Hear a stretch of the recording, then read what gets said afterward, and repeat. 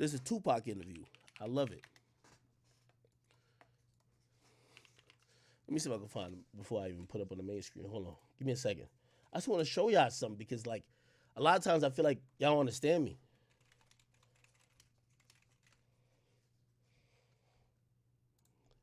This was me. This was me. This is me. And this is why, like, I'm not disrespectful, bro. Like, I'm a very respectful. I was born in Jamaica. I used to wear a uniform. I was a prefect. If y'all don't know what that means, that's almost like glorified hall monitor. Like, you're a really good man or child. I'm not somebody who came to disrespect everybody. But also, you got a chip on your shoulder when niggas don't give you shit. Right now, you're probably in Milwaukee. You trying to get in this game. These niggas ain't gonna give you shit, bro. You got to go get it. So when you go get it, and niggas is looking at you like you got to bow down. Like, for example, the niggas who gave me credit in the shit after they popped off, they didn't have to give me credit. Nigga, I ain't push them. I ain't pull these niggas up. I ain't put these niggas on. Niggas they did that on their own recognition. You feel me? It's like, bro, a lot of this music shit is like, bro, it's all been nepotism for a while till the internet came out. So now everybody looking at me like, you don't have respect for, it's not respect. It's not like there's a lack of respect. It's just that, bro, I could speak honestly like I'm a fan. Because I was speaking honestly when I was a fan before I got on. What, now because I'm getting millions of dollars, I can't speak about y'all honestly? I'm a war with y'all all day. I'm going to tell everybody in the game. I don't care who it is. I'm a war with you every day. Every day. Every day. Every day. I don't care who it is. Industry.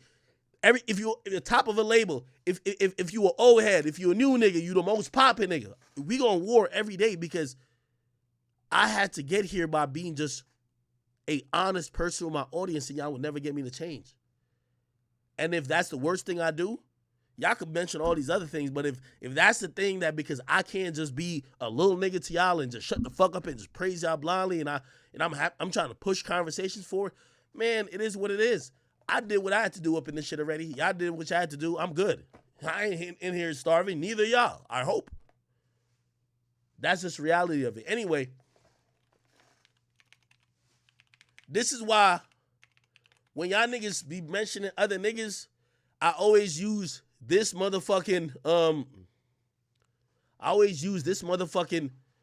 like Tupac was ahead of his time. Listen to this. Here we go. Crazy right, and I approach baby like mine. What's your age and type? Let me see the party. Here we go. Yes, my raps are filled with rage. A lot of my commentaries filled with the same rage, nigga. It's the reason why I expose every record label, nigga. Nigga calling me, he about to call me 2 hours about Atlantic. I'm about to expose Atlantic. Atlantic has paid me mad money in the past, but fuck them. Because none of y'all niggas really got me here, nigga. I'm going to always be truthful to the audience. Fuck them. I'm going to keep it 100 with y'all. And y'all artists, I don't like y'all neither. None of y'all. So when y'all be thinking that I'm about to say something, that's a dub. Period. And that's not directly to the LL shit, but just I want y'all to know me as a person. I want y'all to know me as a soul. I want y'all to know that when y'all say, oh, Act working for Tory, I'm bigger than Tory. And when I mean I'm bigger than Tory, I would never let my mission get derailed by Tory. When y'all say, oh shit, Act finally coming around for Nicki because Nicki paying him, that could never be the case. My integrity and what I work for, when I was nobody and I was broke, nigga, I was getting evicted out of my crib. I had nothing going for me. Nicki, Tory, none of these bitch ass niggas ever said, Act, let me give you a bone. Why the fuck you think I'm about to care about it now? I keep it 100. And if you want to believe it, believe it. But other than that, fuck you niggas. Facts.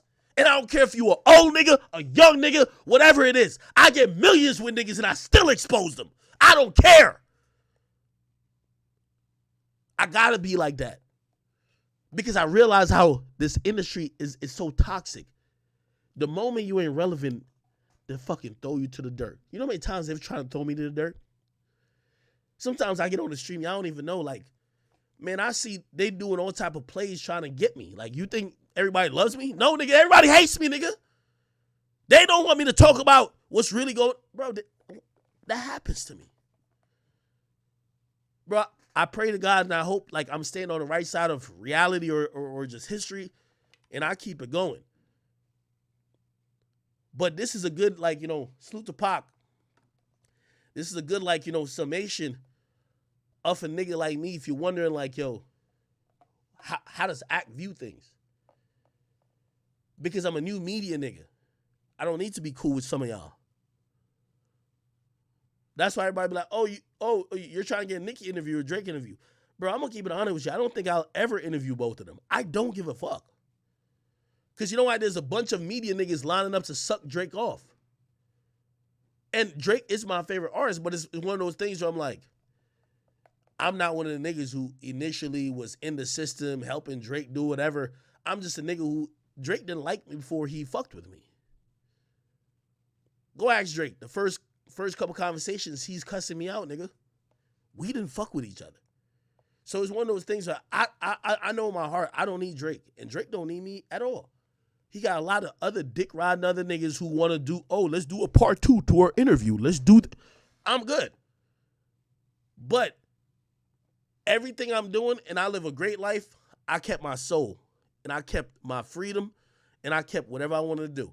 So when y'all ask about me when it comes to media, this is the best type of clip to really explain why I am who I am, because everybody be confused. They be like, you're in the game now. Like, why do you still act like you're not in the game?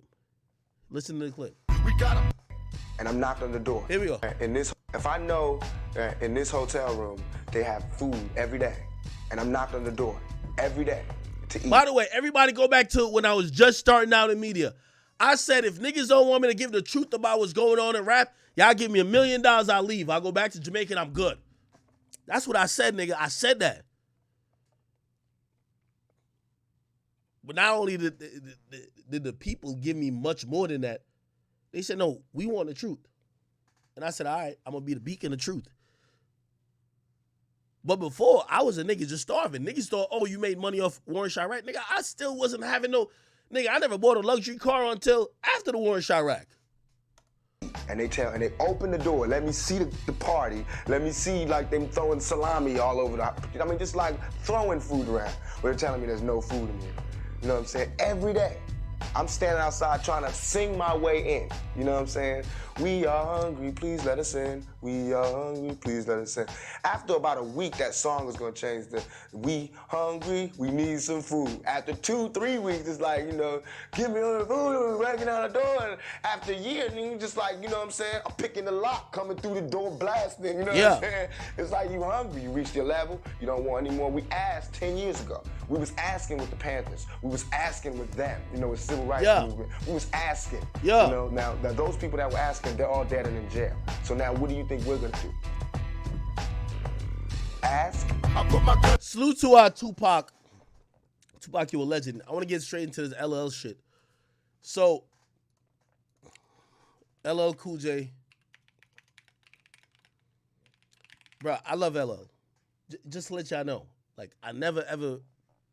That wasn't my intention to upset LL. And by the way, anything I've ever said was never even directed at LL. But I'm gonna flush out my thoughts. And also, because I know people don't like me, and this is why these situations are important. Because you know how many niggas don't like, bro. Everybody around me, I always tell them, I said, the moment people think I'm slipping, they're gonna be like, oh, he fell. Anytime there's ever been controversy around me, I see my biggest haters jump out, even if they've been cool. So the LL shit, I didn't even know it was gaining traction. I seen Flex DM me. I was like, Flex, what? Me and Flex cool, but then I seen a lot of people talking about it. So I really want to get into it. And by the way, I think, I'm not going to diminish nobody. LL is a legend. The reason why this is a thing is because LL said it. Because when I said what I said, it was, it just kind of floated according to what I was talking about. But when he responded, now it's a thing. So I'm not here to shit on LL. I don't know if that was anybody's thought. I'm not here to shit on LL. But I am here to have conversation. So let me see if I could, okay.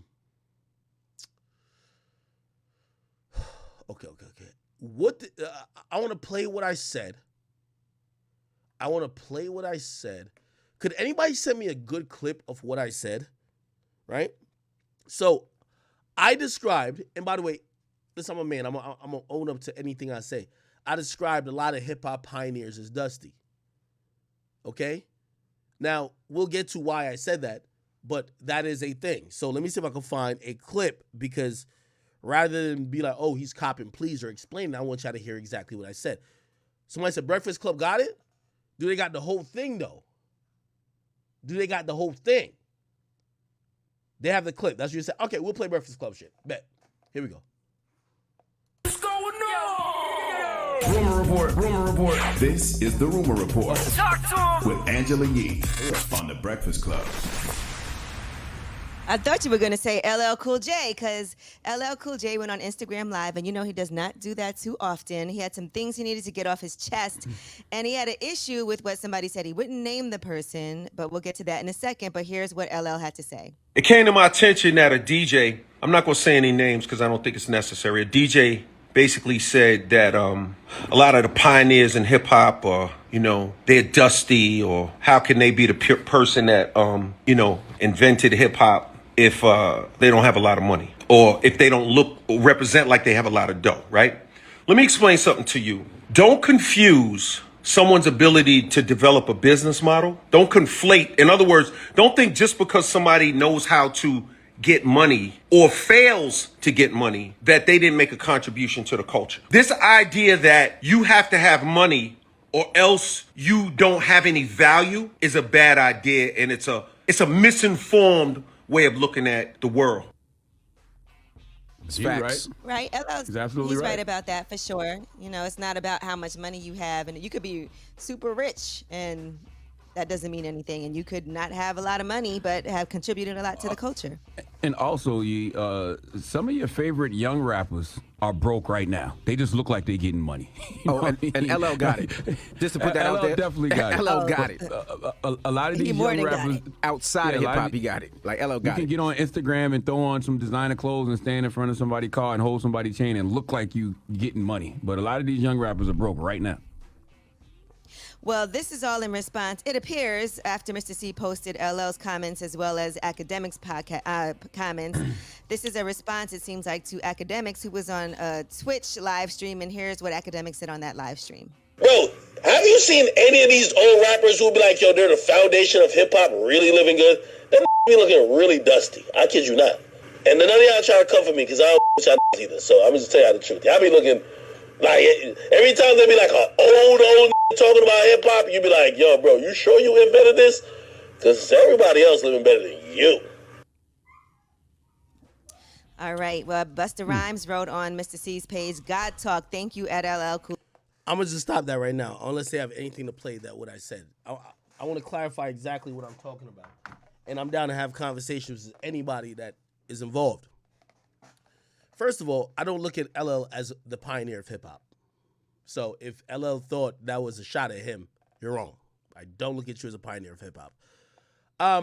My conversation went towards this, and there's a bigger conversation that I'm going to get into. The conversation is, I see a lot of times artists who are older, artists who may have been at the very inception of hip-hop, they have criticized the newer artists. And they'd be like, oh, these guys are doing this or these guys are doing that. And I feel like this is facetious. Sometimes, a lot of times, I feel like it comes across like when, no disrespect, even though Charles Barkley is a legend, Charles Barkley complained about how these guys are signing a $300 million contract. He never got that in basketball. The point of what I'm trying to say is this, okay? And then we could get into some other stuff.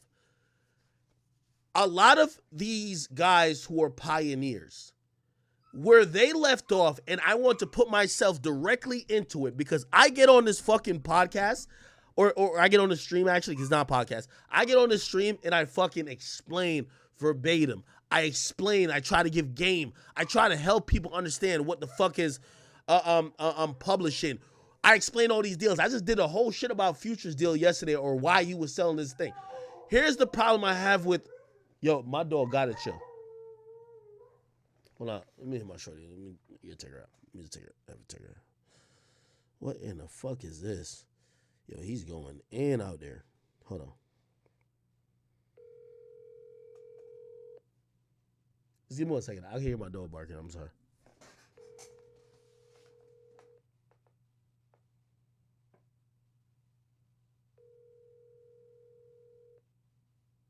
Yo, my dog's attention whore. Like, when I start talking, he's like, nigga, why you not talking to me? Oh my God. Really?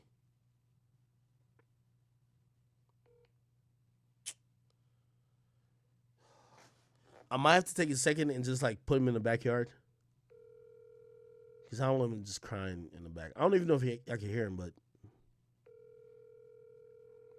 it's my first dog, so like I'm a little bitch when it comes to like once he started like I'm like, all right, bro, you got it. You got it, dog. You got it. See, he just stopped. He stopped right now just because. Okay. See, now he's doing it.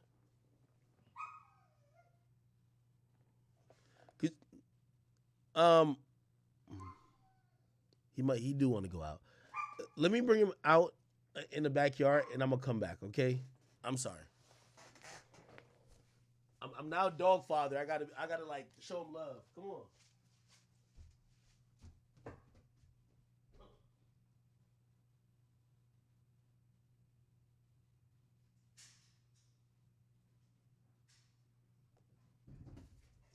Yo, this way. Come on. Hey.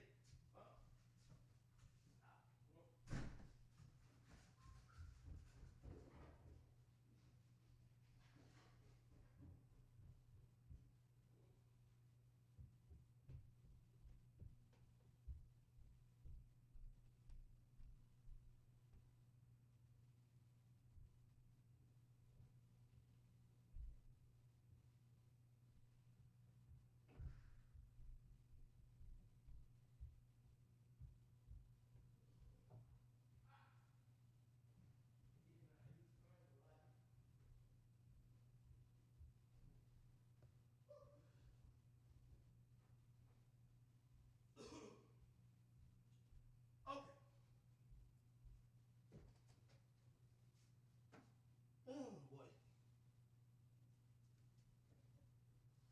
All right. So sorry. I am a dog father. He's good. I put him out.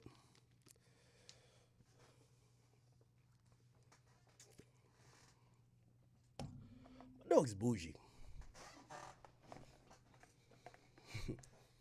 Somebody said, I have a poodle. It's a Rottweiler. Where's the liquor at? I want to be sober with this. I want to be drunk.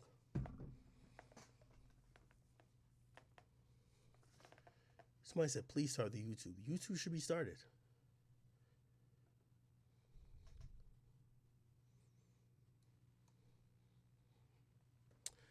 Yo, LL isn't broke. Okay. Let me get back to this. I hear what LL is saying. And maybe other people who chimed in, I hear what they're saying. This is why I hate it.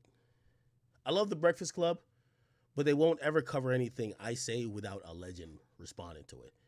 So my response, right? So y'all covered me saying something to make a legend get mad. Now I'm responding. Will y'all post my response without the legend responding to that? Today is Thursday. You could post it on Friday. I just want to say the Breakfast Club would be fair. I'm not anti-LL, but I also don't see LL as one of the founders of hip-hop. Does anyone think he's a founder of hip-hop? I don't think he is. Here's my point. When I say looking dusty, is that I see a lot of people who are older in hip-hop. They have a lot of critique of the newer artists. I think most of the critique is bullshit. I'm going to be very clear. The reason why I think it's bullshit, what I've realized in hip-hop, talking to thousands of artists, hip-hop artists back in the day did not have the education like hip-hop artists now. Most of the artists that you look up to who are pioneers, they got fucked in their contract. They barely get paid off their music. They all got to be like, oh, what about streaming? Which, by the way, I'm going to give them an out for because streaming wasn't a thing then. But what I'm saying is that a lot of those older artists, a lot of times I hear they critique the sound of music. They critique everything about the newer artists. And my comment was a extension of multiple conversations I had, whether it was with Waka Flocka, whether it was with other artists on my podcast. Here's the conversation. The smartest artists that's ever came through hip hop are the newest artists. And that might make y'all feel away. But while y'all pioneered and y'all created something, y'all business sense was zero. Y'all fucked up. Y'all are the reason where none of y'all had any type of mutiny or any type of like conglomerates to make sure some of the business shit that labels was fucking artists with didn't happen because y'all was just happy to get money. And by the way, we're glad that y'all pioneered this shit. We're not disrespecting y'all like that. But when y'all do disrespect newer artists, let's not disrespect newer artists and not acknowledge the fact that they have brought the business. What do you, yo? Oh, okay. Yo, could you close the door? Oh, the maid just came. My bad. My shorty showing the maid around. I'm like, yo, who the fuck is talking? Sorry. Here's the point. The business that these newer artists that y'all all call dumb, oh, they're ignorant, they don't know whatever. Y'all don't understand and realize that these artists are the most in-depth in knowing their business and actually succeeding at it. That's the conversation I want to have. Because I hear a lot of times older artists trying to lecture newer artists, but I feel the lecturing is devoid when y'all don't know what the, like, y'all didn't pass. Yo, I'm going to keep it 100 with you, and y'all can say whatever you want. LL Cool J, I feel my podcast has taught hip-hop artists more about the game of the music business than any of you niggas. I don't care what y'all say. Nigga, I sit here and I explain deals on deals. Y'all niggas got fucked in mad deals. And I'm not talking about you specifically, Ella, but the majority of y'all never passed the ball. The reason why niggas is still signing for 15% royalty when y'all was doing basically almost goddamn the same for over 20 years, y'all never passed the ball. Y'all never educated niggas. Y'all took y'all money and y'all ran with it. Y'all never educated people. What I do with my platform, I try to educate these new niggas who are internet savvy, who are now getting in a position of leverage and power, and now they could actually talk to the record label and say, nah, we don't want that. The reality of it is that our pioneers have failed us. When I say y'all are dusty, it's because y'all never got, there's niggas, 21 Savage is in a deal where he's 50-50 with his label. None of y'all niggas can say that. Youngboy just got a new deal where he owns all his masters, getting a wild amount of advance. None of y'all could say that. I'm not saying y'all didn't pave the way in terms of y'all put out records that was before what he did. But let's keep it real. Y'all never passed the ball. Y'all never passed down the knowledge. Y'all never used y'all leverage when y'all could to get him in the position. Y'all never, ever shared information. This is why I exist in the music business. Because I'm not a full-time rapper, nothing like that. But I'm here sharing every information I know about the industry. Y'all talk about labels doing this, labels doing that. You know why they could do it? This is what happens at every corporation because none of y'all talk to each other. How y'all been getting fucked in contracts for 30 years? You know why? You got on, you're selfish. You don't tell your other man. Y'all don't link up. Hip-hop has been the greatest thing for labels because there's no union. There's nobody who's going to be like, nah, if you going to pay the hottest artist on the label this and not give him his masters, what you going to do to me? So, matter of fact, we all about to hold out because of that. Granted, this is hip-hop, so this ain't like NBA or MLB where niggas is going to be like, oh, there's a players union. But y'all also didn't share the knowledge. All y'all did was flex. Oh, we got this, we got that. Ella, you one of the fortunate ones. You mad rich. You went into acting. You're very successful. But y'all OGs failed the new niggas. The new niggas can't even go back to hear y'all, to hear the mistakes y'all made. Most of y'all don't even know what. First of all, most of y'all fucked up on the streaming shit. Most of y'all don't own none of y'all shit. None of y'all go back to educate the new artists. So how much do we really think you're for the culture, or were you just for yourself? It's platforms like me, nigga. I'm over here sitting and be like, yo, what does it mean when Future sold his fucking publishing?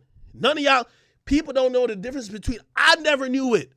That's why I don't respect none of y'all, because y'all was in the game for mad long.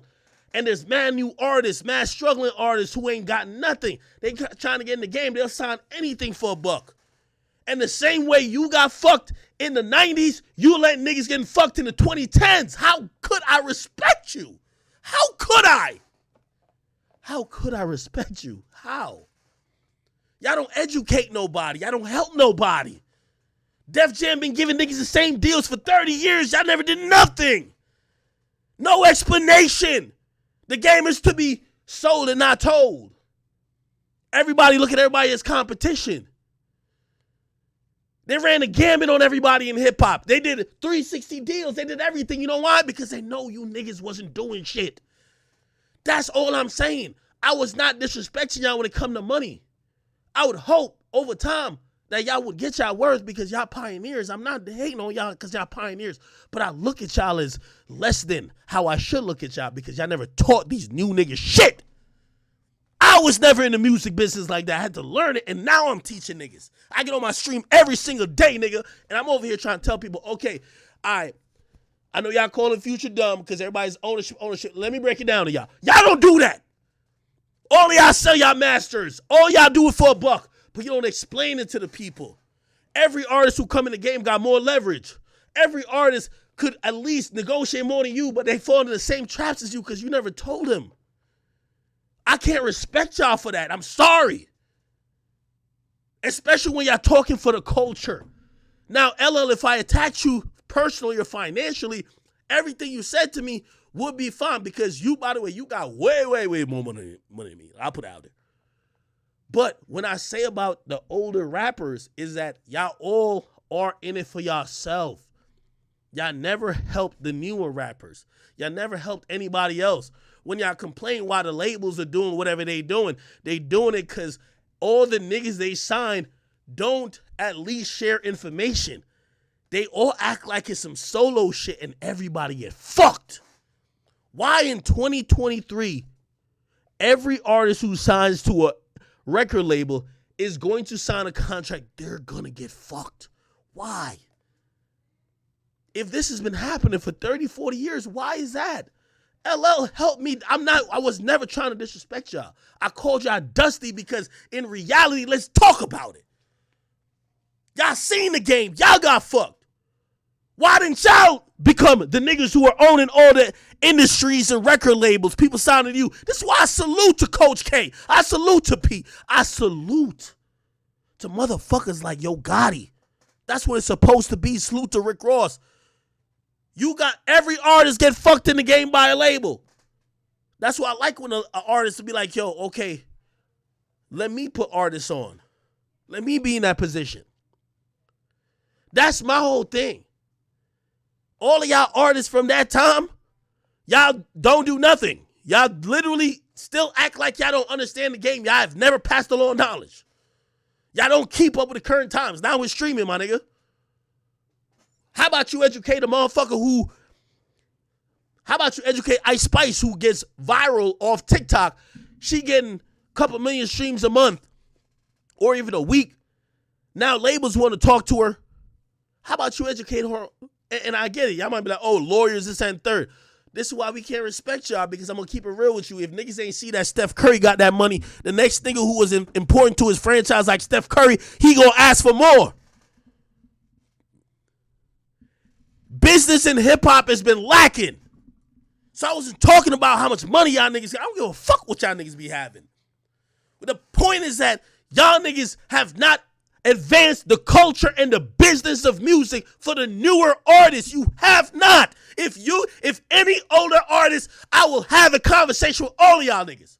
Get on my podcast, we can get on stream. Y'all have not advanced the conversation for newer artists. Why are newer artists still getting fucked in their deals just like you did 20 fucking years ago? How? That's why when I say y'all looking dusty, because in reality, I'm going to keep it 100. That's why I respect LeBron. LeBron doing all this shit. You know what they asked him? They said, LeBron, you want to be they asked him on one of the shop episodes, you want to be like a commentator? He said, no, I want to own a team. See, LeBron about to get like $100 million in 2 years. from whatever contract. You know what he thinking? If they could pay me 100 in 2 years, what are they getting? He want to be an owner. None of the labels that we seen historically, we're all the pioneers, and that's why I was talking about you when I said Dusty, my nigga. I'm sorry. All the labels, none of y'all own it. None of y'all works, y'all don't own it. Y'all don't own anything. Y'all don't own anything. Y'all didn't give any business type of pioneering. Y'all were good for the sound and the culture, but y'all was never there business-wise. That's why when it comes to newer artists, back up. Leave these newer artists alone. Y'all niggas never did shit business-wise to let these new artists be in a different mode. They all still signed to Atlantic. They also signed to Def Jam. They still also signed to RCA. They all still signed to Sony, Columbia. They all still motherfucking on Interscope. They're all at Capitol. It's the same shit. Y'all were getting fucked 30 years ago. They're getting fucked now. How did you help? I'm one of the only niggas I get on this shit. I put a nigga contract up on this bitch. Explain it. Y'all got fucked. Y'all did nothing. How can I respect y'all for that? How can I respect y'all niggas for that? I can't. I'm not disrespecting that. Y'all the culture. Y'all did more for the culture than I could ever do. That's not the thing. We talking about business. I don't want y'all niggas commenting on business because y'all never did shit with business. LL, you should have a whole label, nigga. But you gonna say, that wasn't in my soul. I wanted to be an actor. I bet. So a lot of niggas grew up watching you, and they all signed the same fucked up deal 10, 15 years old later after you did. What the fuck did you do, my nigga? It's not that I don't respect older artists. It's that I know that when it comes to business, y'all didn't do nothing.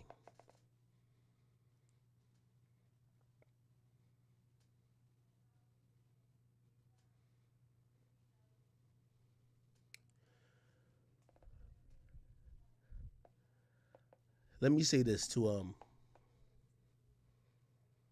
LL. This wasn't a dick measuring contest.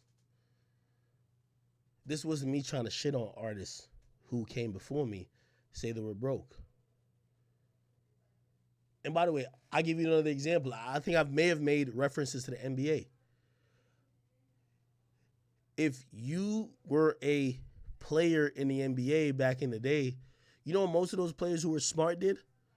A lot of them got consultant, assistant, coach jobs. Some of them are trying to figure out a way to work their way at an executive position after they retired.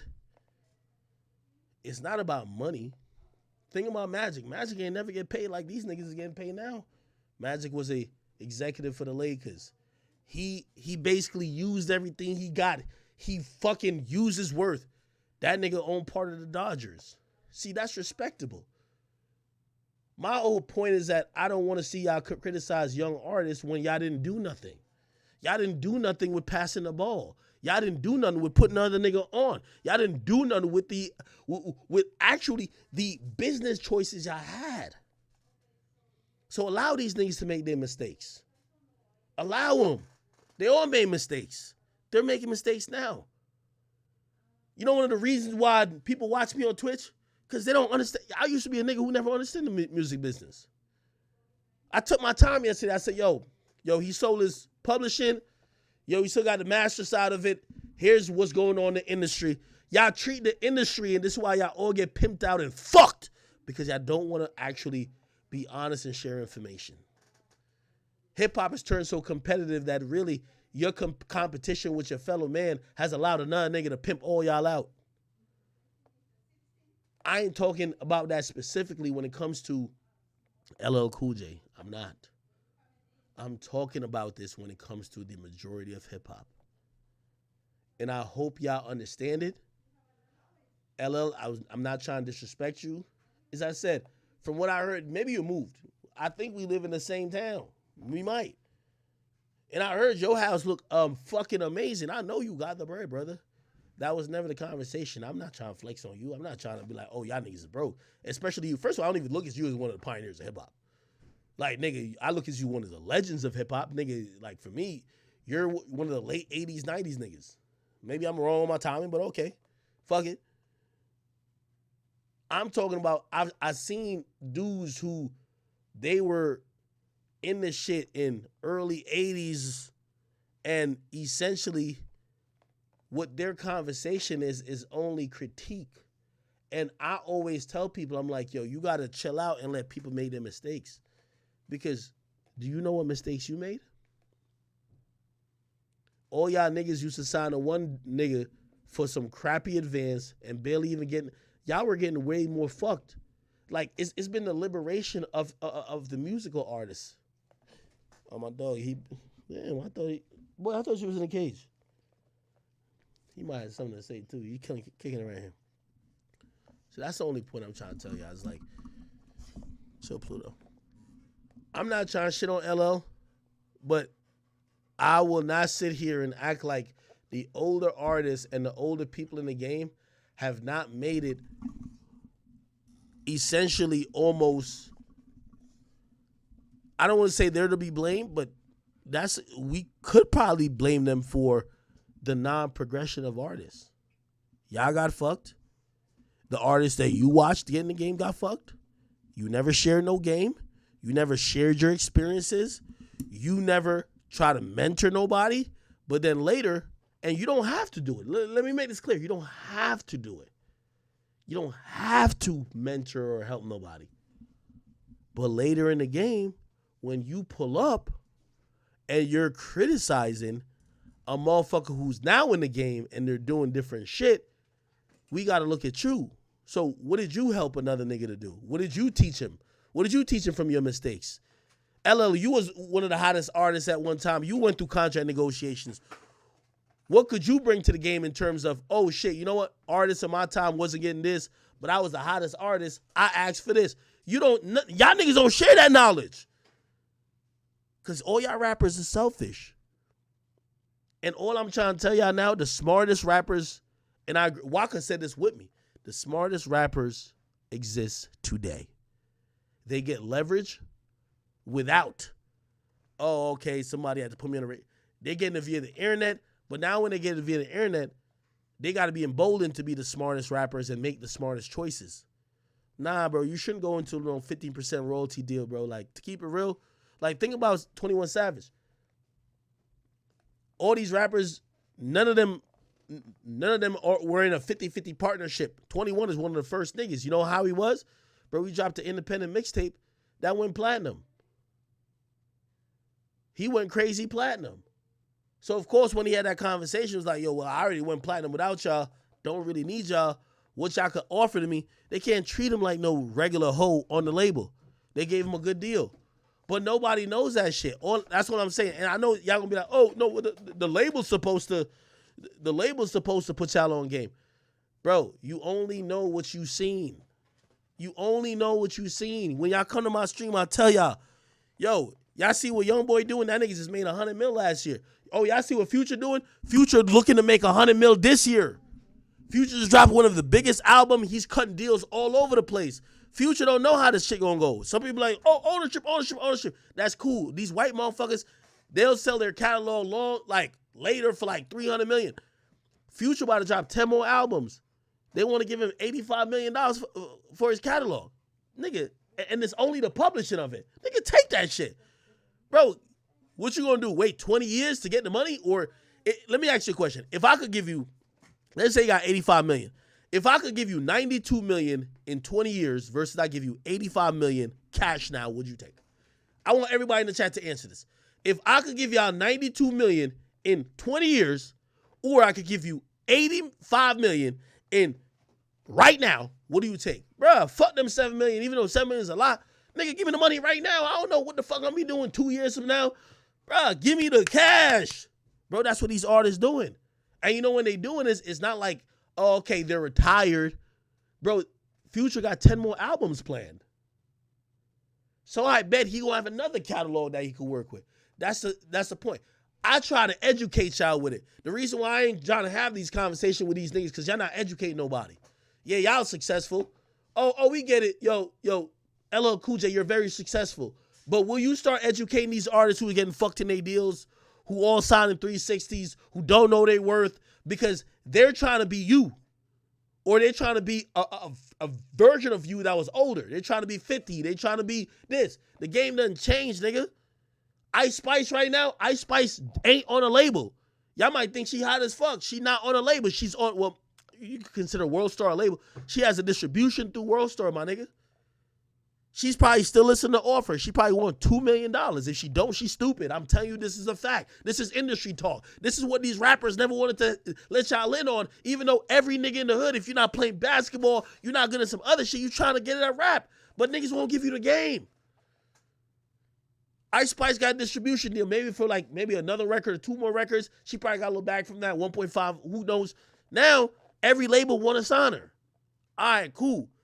Because of that, what could she get? What could she really negotiate? Like, if she's like, yo, I bet I had a distribution deal with World Star. I own my masters. How about we do this? We'll do a 50-50 joint venture type shit. Bro, these artists don't tell you shit, man. That's why all of y'all who are old, and especially if y'all ain't in the position, because trust me, this is the difference between, and this is what I be talking about the older artists. Y'all keep giving opinions on music, and LL, I wasn't talking to you. There was other niggas I seen. It wasn't you. Y'all keep giving opinions on music, but in reality, right? In reality, none of y'all niggas really was trying to keep up with being in music. Nigga, if you one of the pioneers, how you don't got your own label? Every pioneer from the 80s should have their own label. Why y'all don't got your own label? Why y'all don't got some funding? Niggas shouldn't even be signing no Def Jam. Def Jam owned by a white man, bro. Warner owned by a white man, nigga. Atlantic owned by a white man, nigga. Interscope, how this is a black art, but we all signed to white people while the black niggas came through, they got their bag. But everybody's about getting their bag, not about building real companies. So I heard LL say, yo, okay, because you couldn't build a company. Well, LL, when I called niggas dusty, I never was saying they're just broken, whatever. I'm just saying a lot of these older niggas who are talking about current day in hip hop, like them niggas is literally just not the niggas you should listen to. I'm not going to listen to a nigga who literally got fucked in his whole deal, and now it's 30 years later, he never did nothing he don't even get none of his streaming, but now he want to comment on a nigga who got popping on TikTok. We don't want to listen to you. I'm sorry. Sorry, we don't want to listen to you, bro. We don't want to listen to you. And it's not me, it's just the artists themselves too. But me, I'm in tune with the music business. I'm going to look at you and be like, yo, why you giving advice? Why you ain't signed these niggas? I like what at least Mace did. Mace could have tried to hold on to that career forever. Yo, Mace, take some of the influence, start signing niggas. Okay, you got 5 years for it, I bet. What I be saying about Meek, I say, Meek, yo, nigga, you were the nigga for 10 years. This music shit don't last forever. Nigga. Start signing niggas, bro. Y'all niggas gotta start being CEOs and bosses and independent. But no. Oh, act is just making us look weird. No, nigga. Y'all look weird because y'all never did a motherfucking thing in this industry beyond get y'all bag and dip. That's why, no disrespect to it and nothing wrong with it, but new niggas and new artists don't care about what y'all say. Okay, we'll give you the credit as, oh, he paved the way, but you didn't do a motherfucking thing to advance the business of music for these new artists as they're doing for themselves. And I'll end it at that. LL Cool J, I love you. Invite me over for brunch. I'll pull up. It's not that serious. But that's really my take. All these artists, y'all tell me what they done. All the artists who actually did, realize that, bro, if you just came in this shit to rap, niggas shouldn't listen to you. You just came in for a hustle. The niggas like Diddy, Jay-Z, niggas like Dr. Dre, bro, look where they at. Those are the guys in the music industry. I listen to Diddy. I listen to Jay. I listen to Dr. Dre. But y'all niggas who were just, oh, I'm the pioneer. I knew how to rhyme some words before Rhyme Genius or Rhyme Diction, whatever the case is. And now y'all no, nigga, your business was fucked up. We ain't trying to listen to you. Thank you for creating this shit, but we ain't trying to listen to you. Your business was fucked up. You wasn't doing shit right. I'm sorry. Business-wise, you probably was an idiot. I'm good. I know mad artists now. They signing better deals than these niggas ever signed. But these niggas, most of them, that's why I be looking at them like kind of like salty NBA players, because y'all never was trying to move forward the business of music. Y'all was always cared about what y'all was doing. That's why I say y'all was dusty. You know why? when I see niggas now, like for example, Bad Bunny got a distribution deal with Sony Orchard. God, go look it up. He get 90-10. Man, Ella ain't never get 90-10 in his life. Where he own his master? Never in his life. Now he's rich, so he probably don't give a fuck. There's mad niggas who probably like, you wouldn't even know about shit like that. That's what I'm trying to say. I like to showcase the stories of niggas like Bad Bunny. Now, granted, everybody in Bad Bunny, but you know when I showcase that, you know what that means to somebody who's new? Bro, if you got a little hype, a little buzz, and they trying to sign you for the standard record contract, 15% royalty, nigga, every type of advance or whatever comes out of your budget, you can be like, nah, I'm lit already. I'm not about to take that. Let me not go for a record deal. I want a distribution deal. Bad Bunny in 2022 got the same contract with a record label, a major record label that Cash Money had with niggas back in the day that niggas thought was impossible. You get what I mean? It's all about leverage. I'm not trying to disrespect no older artists. I'm just trying to tell y'all dropped the ball when it comes to business. And if anybody believes they didn't, LL Cool J, respectfully, I don't want to disrespect you at all. I'm down to have a conversation with you about that. By the way, you know, Flex, I'm gonna hit you in a little bit. Any of y'all, I'm down to have that conversation about the business of music. When I said Dusty, yeah, because I be hearing y'all speak on the newer artists, and y'all be speaking on how they should handle shit, but y'all handle shit fucked up. When the OGs can't teach you shit, what the fuck is the point? So again, that's my official response. Anybody who's an older artist, let's talk about it. And by the way, I'll even give y'all a talking point already. Well, there was an internet, this and third. Okay, y'all are right with that. What I will say, though, is that y'all never used any leverage y'all have. Y'all didn't show the game. So when people are now benefiting from the game being changed, yeah, you're a pioneer with the sound of music and the creation of the art, but that's it. Y'all niggas never passed the ball to help other people not get fucked like how you got fucked. And that's the time we're in right now. These days, niggas is even thinking about, do we even need a record label? Do we need any of this shit? They're doing it really off the cuff. They're doing this like, yo, let me just see what's up. While before, at least with y'all generation, it was just, oh, you have to do this. So it is what it is. All right, cool. Enough of that. LL, I love you. I think I drove by, I don't know if you still stay there or maybe one of your houses. I know they say Queen Latifah lived out here too. I think I drove by one of y'all houses. I'm like, damn, that shit look good. So I love y'all. And I never met, and LL, the reason why, you know, this is alarming to me, I never thought that you would be offended, especially most of this. I mean, some of the stuff could be applied to you because you are OG. I don't feel like you really passed the ball like that. I'm sorry. It's new nigga time. Yo, nigga, I break the game down on my fucking channel. If a new nigga right now get popping, matter of fact, I'm about to do this. I'm about to start doing this on because I be giving the game up too free. That's why everybody be telling me like, yo, bro, it's because you're giving the game up too free. I'm about to start doing this on like Patreon or something like that. Break the whole game down. Break down everything, what's really going on. Because y'all niggas went through it. Y'all either made y'all millions or didn't make y'all millions. And y'all selfish with the information like this is dealing drugs. This ain't dealing drugs, nigga. This is how most black people are getting out of their poverty and struggle, bro. Somebody said, you can't expose the game. Michael Jackson owned half of Sony. Look what happened to him. You're just on the Jewish niggas payroll. Why does she bring the fucking dog back down here, man? Like this nigga, he don't like being in the cage when he can hear my voice.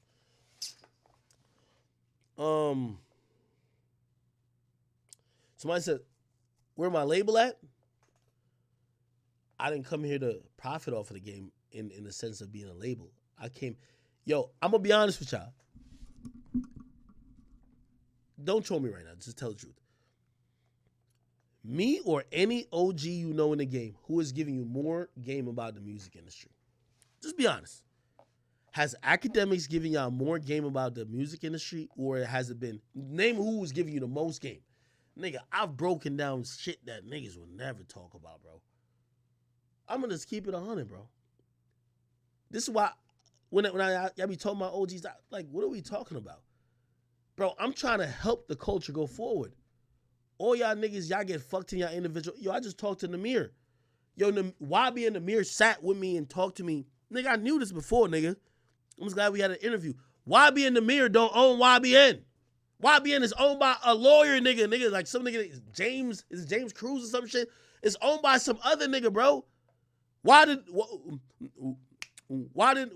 Corday leave? Bro, they repping some shit they don't own, nigga. How did that shit get finessed from them? A lawyer in a negotiation signed it over to himself. That's how they got fucked. How is a young artist in 2017 getting fucked in a contract? Like everybody else got fucked. Everybody else. Bro, they ain't know what's going on. These are kids, bro. They just trying to make it out of the situation. So that's why when I get in the game, I'm like, nigga, I'm going to publicize all of this shit. And I'm glad that Namir said that because I'm going to do some shit about that too. I'm going to publicize all this shit. Bro, fuck all that. This game should be sold and not told. No, man, niggas is like, sometimes people don't really know that they're really just selling away their lives. So for me, the music business shouldn't be the spooky because you know what's not spooky for? These executives. The executive is Sony. If he get fired, he going to go to Atlantic, which is Warner. If he don't work at Warner, he's going to go to Interscope, which is Universal. They don't play this, oh, it's spooky. No. Why we as black people, why we as like, you know, people who love music, or if you're just a fan, just like me, I'm a super fan. Why can't we just be honest about music? This is why, yo, who was talking to me recently? They were like, yo, Ak, you the nigga who started posting numbers. Well, I said, well, 50 did that back in the day, but now everything is more accessible. Of course I'm going to post this shit up. The music business is all about propaganda, lies, smoke and mirrors. It tries to take people out of their reality and try to just trick them into some shit. So no, I'm going to just tell the truth. Am I a bad person for that? I think I'm a good person for that. While I'm trying to give game, is there collateral damage? Maybe I was wilding one day and I might have been like, man, fuck all these old niggas before. Maybe I said that. I don't know if I said that. And I would apologize if I did say that because that's not what I really mean. It's just because it shouldn't take a nigga. I always tell people like, yo, why you ain't dropping new Lil Act music? Because I never did that for money, bro. I did that to understand the business of music. I signed a contract. I signed a record deal for Lil Act. Akademiks has a actual deal for the Academy, which is a record label. I could sign niggas right. I could pick a nigga out of the chat and be like, all right, here's 50 grand. You're signed. Bro, I could do that. Why did I do it? You think I did it for money? Nigga, I haven't collected. You could ask the company I'm with. I don't want to shout them out. I haven't collected in advance in 2.5 years. I get an operational budget advance. I get an A&R advance. I get all type of different advances, which would be close to $1 million a year. But I know that's a glorified loan. I wasn't about to put my heart and my soul into it, so I didn't do it. But you know what the best thing about it? Nigga, I started reviewing contracts. I started dealing with lawyers when I was trying to sign people. I seen what the music business was. That's why I did it, nigga. Bro, I can still put out music. Nigga, I got a song with Young Blue, nigga. I got a song that, shit, I sent to even Young Boy I was trying to get him on. Nigga, if I just want to be a musician or just try to flake that, I could probably do it. Nigga, I did that shit because this music business and the spookiness of it is whack. Like, y'all niggas really are just pimping out young kids who don't know nothing about nothing.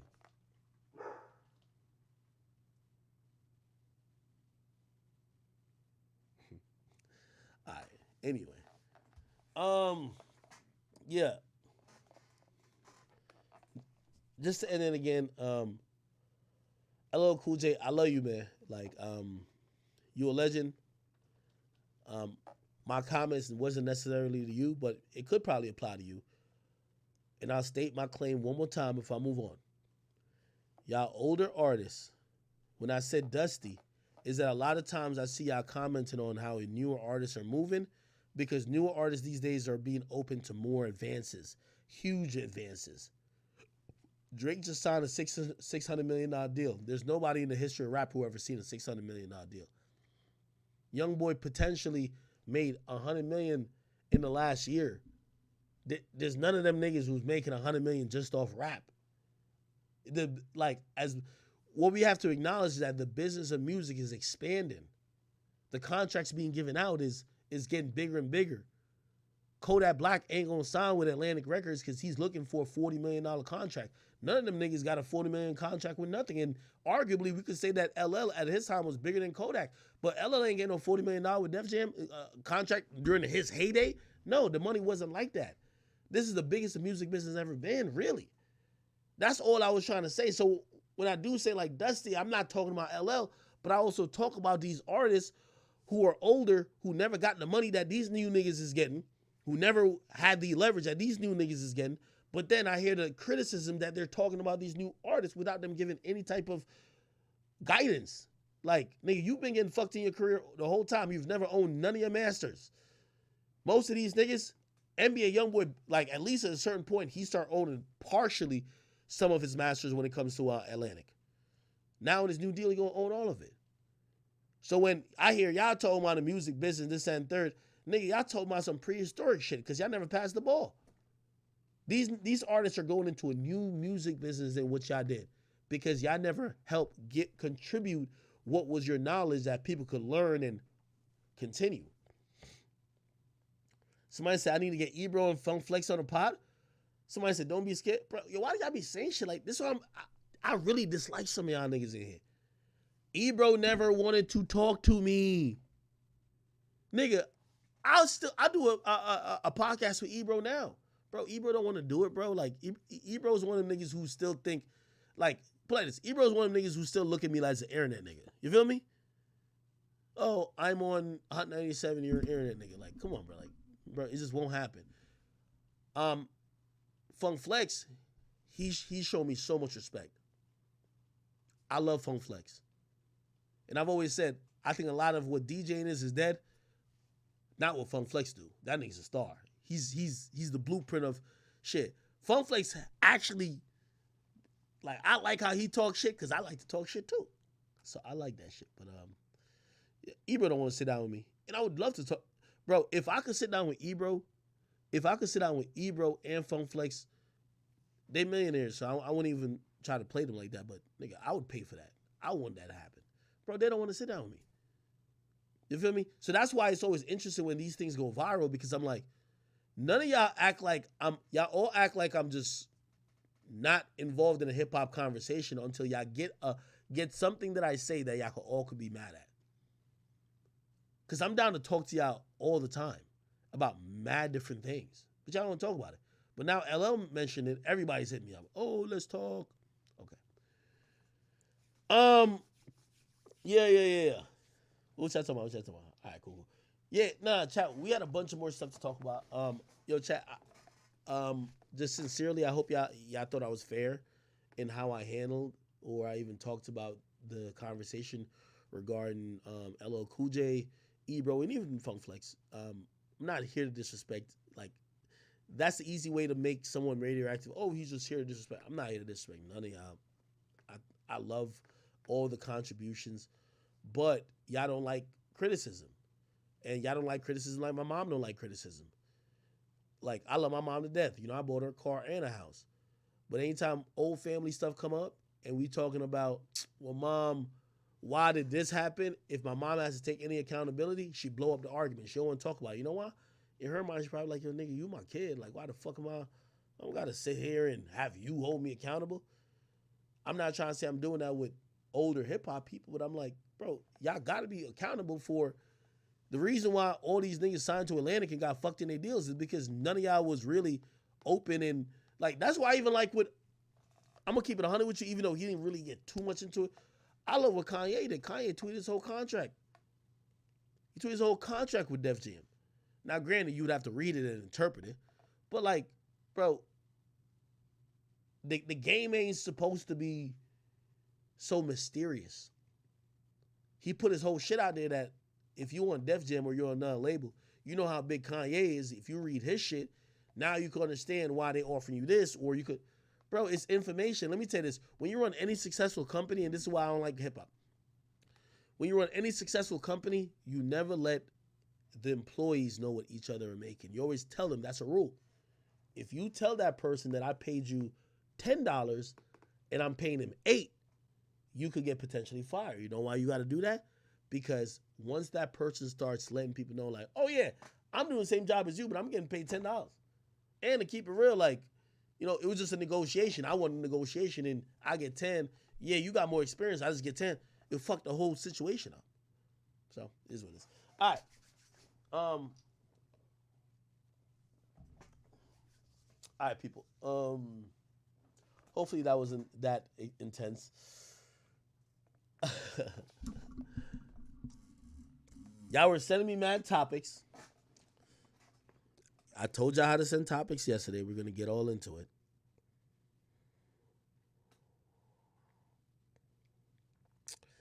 Here we go.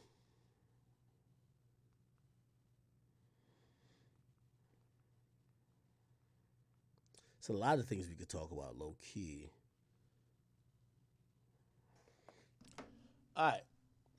Oh, we can talk about this real quick. I don't know if he deleted it.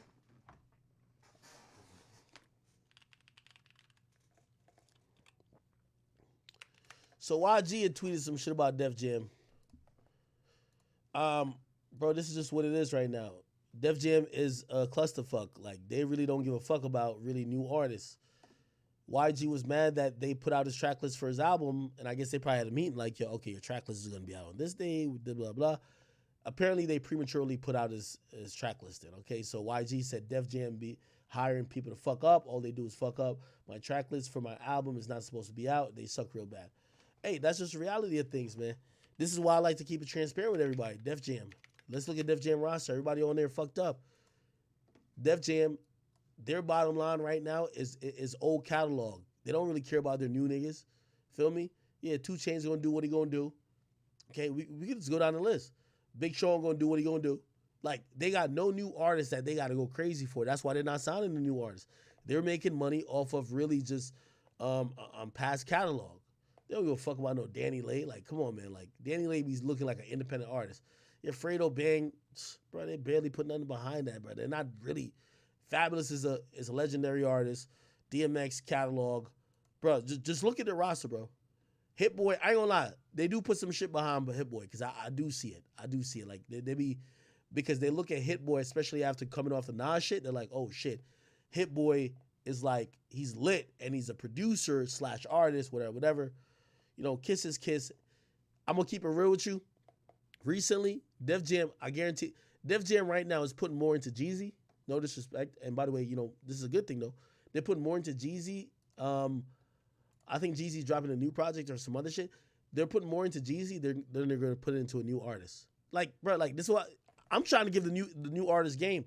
Like, LL, get on my side of things, bro. Try to tell these artists where to go to really have success.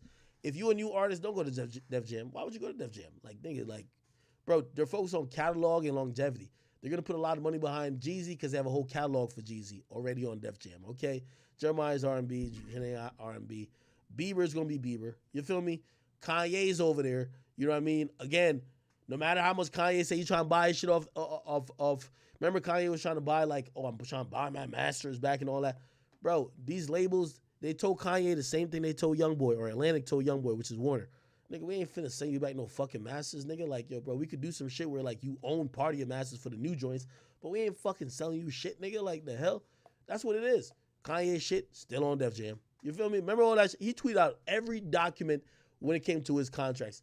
Still on that shit, and he was a billionaire. He's still a billionaire. Don't matter. Cash Page over there, I think they fucking with Cash. Is Cash Page one of those people who write? I can't tell. Oh, LL Cool J over there. Yeah, bro, like, they're making a lot of money off LL Cool J, you know what I mean? He making money too, like, no disrespect.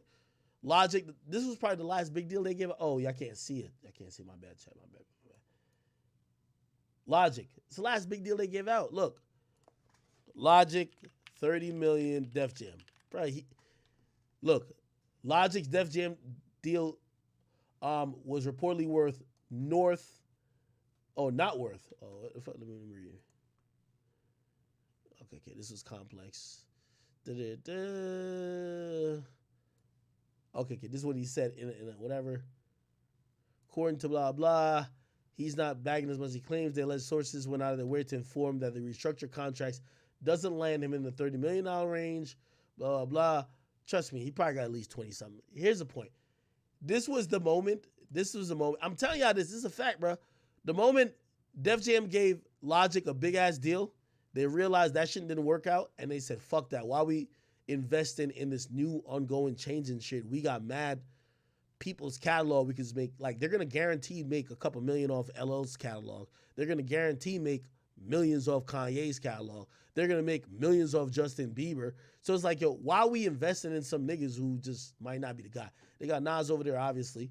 Salute to Nas. I love Nas. But you're going to realize, like, the popping new artists, they're not going to be on there. You know, Rihanna don't even drop music. See Rihanna over here. She don't drop music, right? Salute to Rhapsody. I think she's probably one of the best female rappers out right now. Pusha T's going to drop every now and then, but, like, it ain't like it's going to be life-changing, right? I mean, look at these people right here. You ain't even really know most of these people. Well, they got Tiana Taylor. That goes on to good music. You know how that go. Salute to Trouble. Rest in peace. Valet. And you see YG right here. YG not happy with him, right? YG should be the Meek Mill of the West Coast. He's not happy with him. And then the rest of the people they have is YK Osiris, Young Devin, and Yoza. Bro, they don't know how to deal with new artists. So, like, I'm going to keep it 100 with you right now. I don't even think their budget and their bankroll is at the point where they want to spend a lot on new artists. But if a new artist asks me, like, yo, actually signed to Def Jam, I would say, nah, don't do that. Nah, that's not a smart decision. You feel me? Okay. So that's what I would say. And somebody says Rihanna owns her masters. I don't know about that. You tweak it. Rihanna masters. Okay, here we go. Oh, she acquired the rights to her masters for all albums. When was this?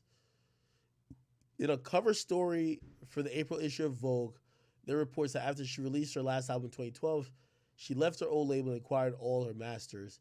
This is an incredible business move for a star who also founded her own label, blah, blah, blah. Okay.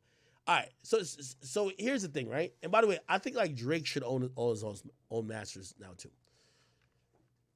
So here's the thing. A lot of people thinking owning your masters is a lot, but here's I'm giving y'all music education. If I give you $1 million to do an album, usually I own the masters to your album, right? Let's just talk in theory. I gave you $1 million to do an album. When you drop the album, I own the masters, right? I gave you $1 million, right? Now, once I've been repaid for what I paid for your studio time, promotion, you traveling around, your living expenses, everything I had to pay, plus a certain type of usually, like, you know, upcharge, then we will split at a royalty rate. So the royalty rate might be for every dollar I get after that, you get 15 cents. Or no, every 85 cents I get, you get 15 cents, which is $1, right? Here's the point. As an artist, as a label, you never really give a fuck if niggas recoup. It's actually in your benefit if they don't recoup, right? So when people say they own their masters, what good is it to them, right? For example, if Rihanna owns her masters and she flops, but I gave her $1 million, so I didn't recoup, what's more valuable, the masters or the $1 million? She didn't recoup, so she has more money probably in the advance than she would get from owning the masters. Now, I know everybody keeps talking about ownership, but not everybody's music is appreciated with time. You feel me? Like right now, you think I'm feeling you? That nigga's a munch. Yeah, that song's really good right now, but if you think in 20 years that song's gonna be a fucking classic that niggas could just make 20,000 a fucking month with, like, you're probably wrong, right? So if somebody wanted to give her $1 million, right, as to pretty much own the masters of it, she'll get a split of it, so she get $1 million up front, or say $2 million. I would probably say $1 million. There's nothing wrong with doing deals for your masters. Like, that's one of the things I know, and I love this guy, Dame Dash. Dame Dash is really big on, like, oh, you gotta make sure you own everything, but sometimes it's a calculated choice, right? If you know that that song might not be going that crazy, you might want to just sell the masters to that. You get $1 million in pocket, then you can use that $1 million to do other shit. So anyway, for Rihanna, it was a brilliant choice to own your masters. But I'm gonna give you an example. It would probably be a very dumb decision if Young Bands wanted to buy the masters back to his project. Dumb. You feel me? Like the music that Young Bands has made. Say they gave Young Bands $3 million. Young Bands ain't gonna make $3 million off his own music even in 10 years. You get what I mean? So if somebody gave you $3 million to own the masters and you still get a split, of course you should fucking sell your masters. You get me? And by the way, Young Bands don't own the masters, and probably even if at best he owns a portion of it, it's very complicated.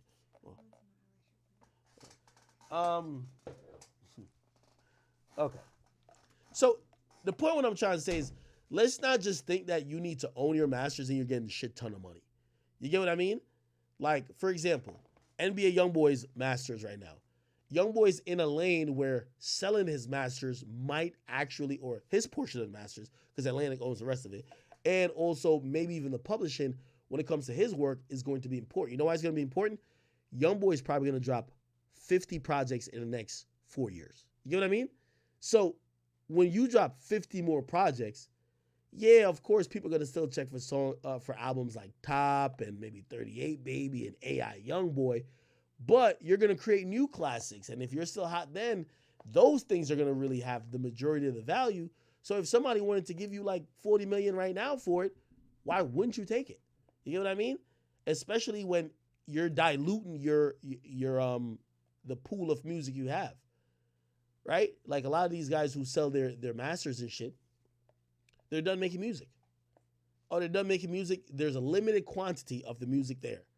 Right? If there's a limited amount of Yeezys, you could sell for a higher price rather than you're trying to sell a Yeezy and you know, oh, Kanye might come out with a new colorway for the same Yeezy next year. So that's why a lot of these guys now, right when they're hot, they're selling their masters. Future just came off the biggest album of his career. People want to probably bump the price up on what his publishing would be for the last 6 years, or 2013 to 2020. I guess that's 7 years. Fuck it, sell it. You get what I mean? Remember, none of this shit is valuable without you, but also now you don't have to wait 20 years to collect $80 million. So that's just the reality of it. I don't know if y'all understand that part of it. Like, ownership is, of course, important, but sometimes you have to sell to cash out. And later on, there's a lot of people who have sold their masters that later buy them back. Because if, for example, if Future got a play where he's like, yo, I did the trilogy, because he's selling the publishing to the trilogy, right? Imagine he's like, yo, I'm about to do the trilogy release and I'm about to add 7 songs to every new album, or 8 songs to Monster, Monster, 56 Nights, and Beast Mode, right? If he comes up with that, like say in 10 years, and he says to this fucking company, yo, I'll buy my masters back. Remember, they're giving him 85, right? He's like, yo, I'll buy my masters back for 60. They'd be like, well, we made like 20, 30 million. They probably wouldn't do that, but like, we made 20, 30. All right, cool. We'll sell you back for 60. Now he owns all the publishing again. Remember, it's not masters, it's publishing. Then he does some crazy play where he does some re-release, say the trilogy's back popping. Everybody cares about Beast Mode, this and third. Now, later down the line, he's probably making more of the publishing, or he could go back to sell the same publishing for motherfucking, yo, I need 40 million for this. You know what I mean? So, like, don't think about ownership as, oh, you sold your soul. Like, bro, these dudes are making deals that are probably being advised by music people like, yo, oh, what's the current schedule for you? You about to drop these albums? Oh, you trying to go on a run? All right, cool. Sell for this here. You're going to make this new catalog a lot of money. And then they might want to either sell you your shit back, or they might want to cop some new shit of your newer catalog. You can sell for more money. So it's all a money play. I guess that's what I'm trying to say. All right, cool. Yeah. Bro, this music shit is, yo, I heard about Future. So the money supposedly reportedly, right? When I heard about it, Future, the offer he was supposedly about to go with was $60 million. By the way, Future got some new deals. He got mad advances. Like, as I said, this is how I'll figure out if Forbes know anything about music. Future made $75 million or like $80 million with the sale. The advance for the album that came out, I think this year, the royalties, tour, other side deals he's doing, Future probably made $100 million this year.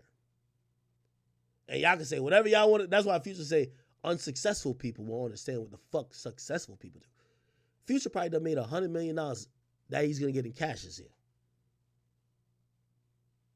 $100 million is a lot of fucking money, brother. You see, a catalog is really worth a lot. Like, for example, if they wanted to buy X's catalog, whoa. Salute to Cleo on this. If I'm Cleo, okay, let's say the Masters, because here's the thing about X's catalog. X owns the masters of everything. That's way more valuable than what Future's selling. He got a bunch of Diamond Song. He's one of the top 10 most streamed artists every year, and he's dead. If Cleo sells X's catalog, the Masters, $250 to $300 million. Now, if they sell the publishing, actually, if I'm them, I wouldn't even sell the publishing. I would do a publishing deal for the next 10 years, right? Because remember, cash now is the best thing. If remember, if I'm gonna give you $88 in 10 years, or I'm gonna give you $80 now, you're gonna like, fuck the 88, give me the 80 now, right? That's just what publishing is, right? So a publishing company is like, we'll give you $5 million now, right? While they think they could make 8 or 9 or 10. So they're gonna make their money, but they're down to wait. That's why it's a company. They're down to wait. You don't know what might happen in a year, 2 years, next day, whatever. So fuck it, take the bread. Especially like, you know, if you're in an industry where you could use cash to make more money. So, if you ask me, if X's mom liquidates and sells everything that X got, she could get $500 million. Easy. You sell his masters and his portion of the publishing completely. So no deals where you get it back. You just sell everything. $500 million. You know what I mean? But obviously, I think if that was ever a situation or that deal was on the table, there would be a lot of lawsuits flying. Remember, eventually the estate is going to go to X's child.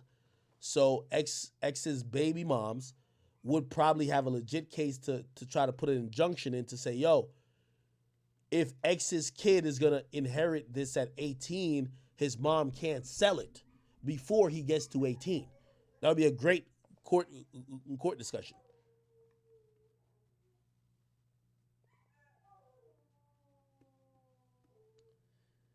Yo, my dog is wild. He's such an attention. He just want to come here. I'm gonna let him. Speaking on Tory Lanez, I'm gonna speak on everybody with their masters. Give me a second. Come on, my nigga. Come.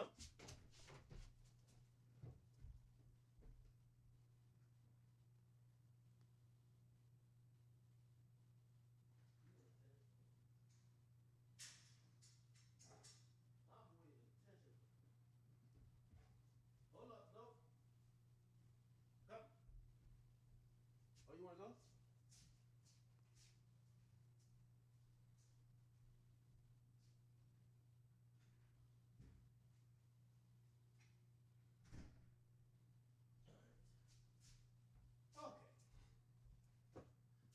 Nah, he has to go pee real quick. It's my boy.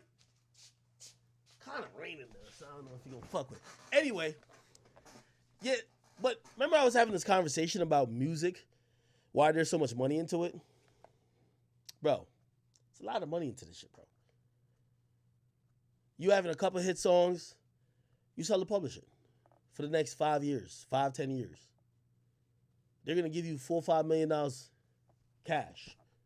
Your label already gave you in advance $2-3 million, right? Then you sign a touring deal because in the spring you're gonna go on a, I don't know, 20-city tour, and that shit might be like $10 million. Then you sign this brand, bro. Like as a rapper, it's mad easy to get a lot of money, but that's why when you're hot, people do everything. Future is selling his catalog because he's the hottest he's ever been. Nobody gives a fuck about you when you're cold. Let me tell everybody this in the industry. The reason why Future sold his catalog or sold his publishing is because he just had a number one. Granted, I think he got number one before. Did he get the number one with Life is Good with Drake, or was that number two? He just had a number one who stayed on the charts for mad long. He just sold over 200,000 plus. This is a company. These artists are looking at their catalog as companies. The evaluation or the valuation of that company when you just had a number one record and a number one album is way more than you would normally get. Before last year, Future wouldn't have got he would have got 50 million for his catalog. Now he just got like 85. Oh, okay. I'll sell it now. That's what people don't get. Bro, it's like the stock market. Everybody says, oh, hold. Yeah, you could hold for the rest of your life. But in reality, if you know this shit's going to go up and down based on if you're hot or not, if you could predict like, yo, this is the hottest I've been in a while, and also I'm about to take 2 years off music or I'm about to whatever, so my music catalog's about to cool off, nigga, sell at the top. So why did Future sell?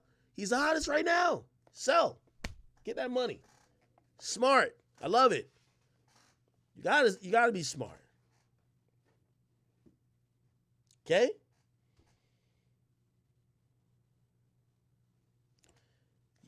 Jordy, you right. Cash the fuck out. Somebody said stock market down right now. Yo, I remember when Ethereum was $4,000. Every time I look at my app, I'm like, well, what's going on right now? This shit looks spooky. Bro, I wish I had cashed out. Just keeping money in there, you're going to realize your money is going to go from here.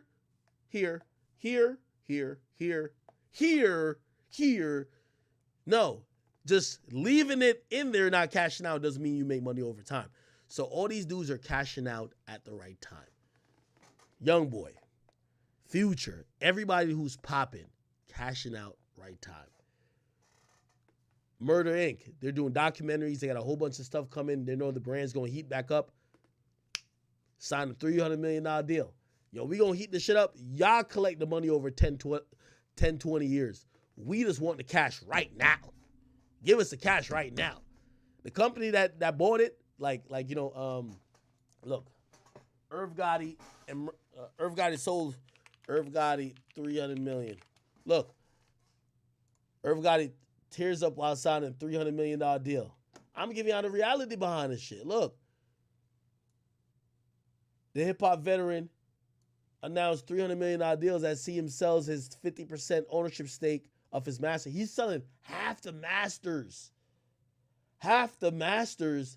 for $300 million, but he's getting it for funding for other shit. You know why that company also probably did it? I guarantee this is probably a very elaborate deal.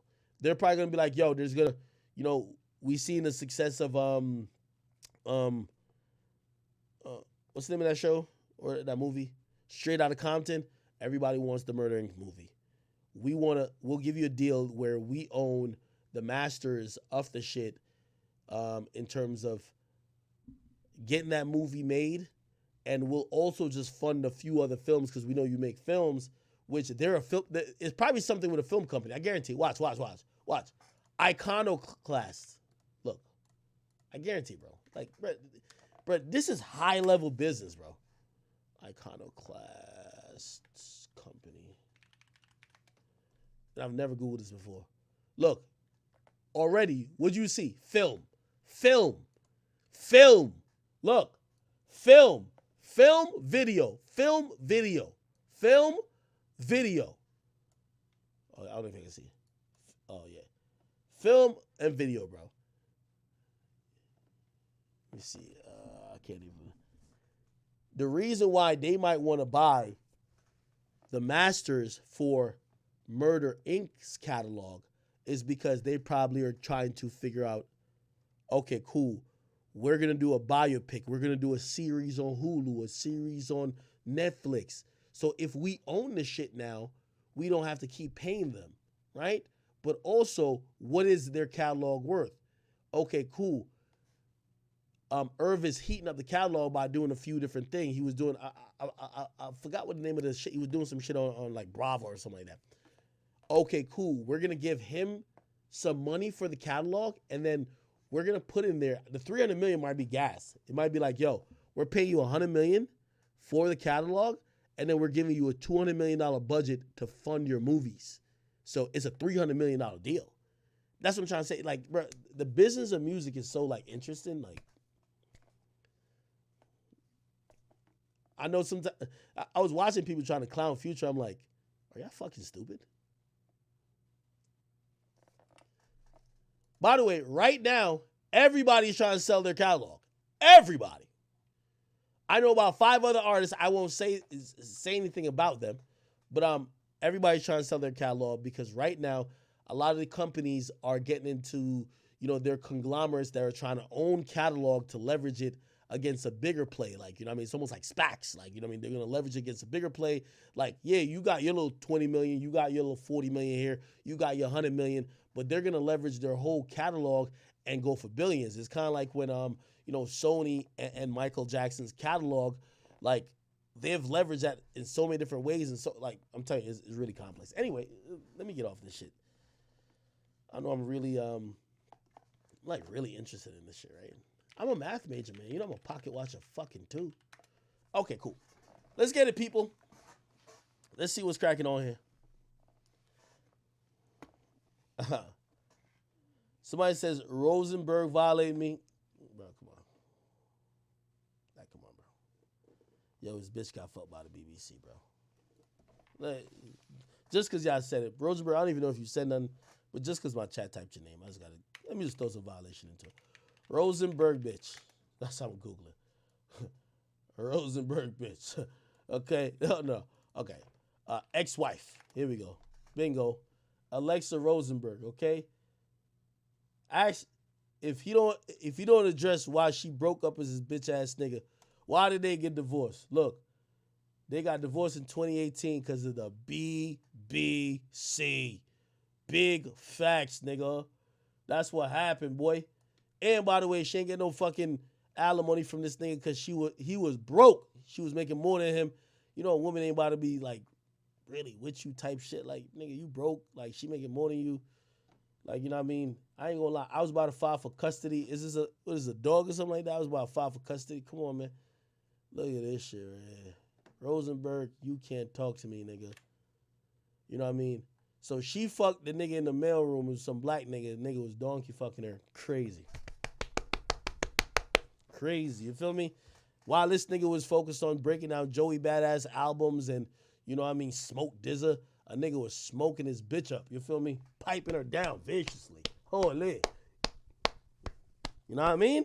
Real rap. I ain't capping on you. Nigga from the mailroom. Lawn dicking her, you know what I mean? Just putting the whole shit up in there, you feel me? He was over here, he focused on the wrong BBC, you feel me? He going home, she ain't trying to fuck him, none of that type of shit. We know how to get down. He a white boy. You know what I mean? Like, you over here trying to, like, back in the day, he was trying to get at Nicki Minaj. You're a punk. You feel me? You gonna try to get a big act wanted to fade him up. I said, yo, let's meet at a boxing gym. We could just do it. He ain't want to do it. He ain't want no smoke. He should have been like, yo, I'm too busy fucking my wife. But he wasn't.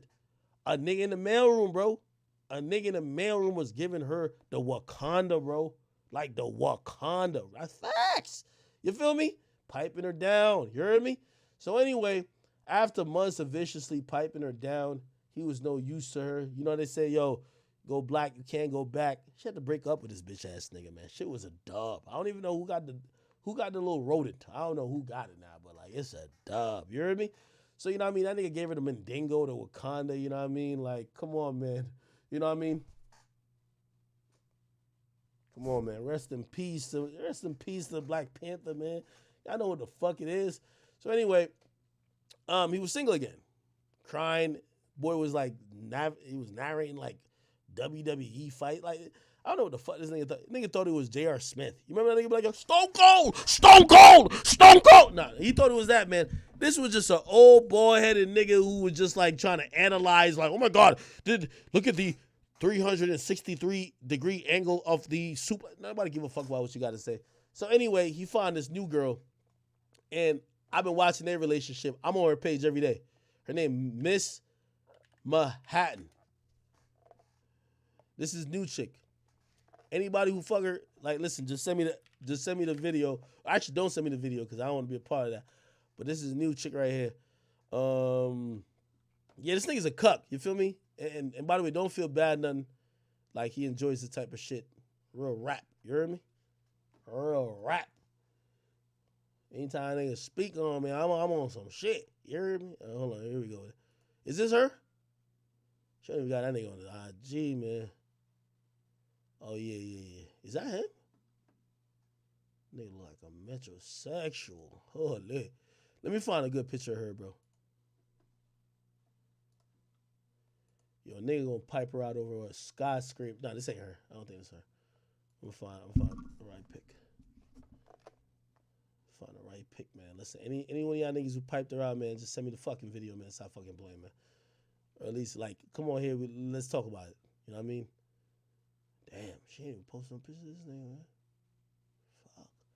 I'm gonna have to Google this shit. Miss Hatton. I don't know what her name is. Pete Rosenberg. Oh, yeah. Let's see if we can find it right now. Oh, this is them right here. Yeah, this nigga can't say shit to me. Your last bitch got fucked, and trust me, I could see the twinkle in her eye, nigga. She wanted BBC too, nigga. Facts. You feel me? Don't leave your girl around no niggas, bro. Facts, nigga. Yeah. I'm telling y'all, chat, I'm gonna be here to be dancing on this parade when she fucking a nigga too. That type of nigga, bro. Holy. This was his old chick. She was slopping down the nigga in the mailroom. Shit was crazy. Allegedly. Feel me? Allegedly. Holy. But this is a new joint right here. Don't worry, I'm on her page every day. I keep track of my ops. Like this nigga right here, nigga, the day you slipped, nigga, you fell. Trust me. I keep track of all my ops. Chat, if any of y'all know any dirt, any tea, holla at your boy. This was his chick. You think, first of all, let me go back to it. What the fuck is this? What the fuck was this? Nigga, of course she cheated on your stupid ass nigga. You got her at a dry ass beach, nigga. You got her with a onesie, nigga. She want to be in a bikini, getting her ass tooted up and piped out by some nigga from the mailroom, nigga. The fuck you talking about? Like, come on, nigga. Come on, boy. Like, come on, man. This is a... Over there. I gotta talk to him, too. Where's my mother? We gotta go meet him, Mom. I'm a little nervous that my mom's about to meet Lucci. But so good. My mom... I didn't come here to grill you or none of that. I just want you to take care of my baby. That's my heart. She means everything to me. You know that nigga a gangster, man. You ain't finna grill that nigga anyway, man. That nigga over here sliding on his ops in Atlanta, nigga. The fuck you about to grill that nigga about? And I dealt with a rapper, so I know how this go. Take care of that. It's precious. Nah. Lucci was involved in, like, no disrespect to Wayne, but Lucci was involved in a little bit more shit than Lil Wayne now. It's Lucci. And my mama, she been talking about meeting Lucius. Do y'all know the story of Lucci? Nigga, they said Lucci drove a fucking Bentley to his ops block. This is facts. I ain't say this. This is in the police report. Drove a Bentley to his ops block. He had 3 of his mans with him. His mans hopped out the window of the car, started shooting at his ops. The nigga was in a Bentley, nigga. Who does a drive-by in a Bentley? So I'm assuming Lucci wasn't trying to do no drive-by. Anyway, his mans was like, oh, where are we on this block? Hold on, let me test out this Glock with the switch. Ain't for no fucking reason. They start shooting at niggas. Of course, it's Atlanta. Everybody got a weapon wheel. Niggas pull their guns out too. They shot back at Lucci. Lucci ain't get hit, but one of the niggas, I think the nigga in the back seat or some shit, he got hit like in the neck. He died like instantly. You feel me? Lucci driving, and while they driving down the street, the nigga who died, They opened the door and kicked that nigga out. Like, nigga, get the fuck on out of here. Like, no disrespect. That's what the police reports say. That's what they said. Threw him out the car. You know what I mean? He bleeding. Somebody ran into his body, called the police. Then when they really do the math, they're like, oh, it was Lucci's. Like, Lucci was driving a Bentley. Like, a Bentley. Like, it wasn't like, it's a Bentley, my nigga. You feel me? And yeah, that's how they caught him up on the murder shit. We don't know if nobody else on that block for his ops got shot. The reason why he got charged with murder is because it's like the Lil J situation. If y'all go do a crime and your mans get killed, you get charged for your man's murder, even if you didn't shoot your mans.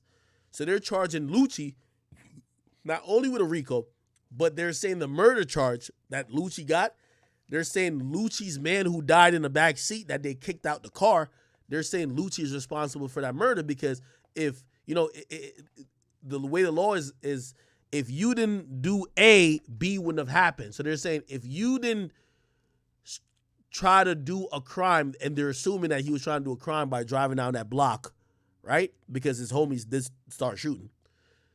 If you didn't start that crime, niggas wouldn't have to return fire and then kill your mans. So it's not their fault they killed your mans. It's your fault, so you get the murder charge.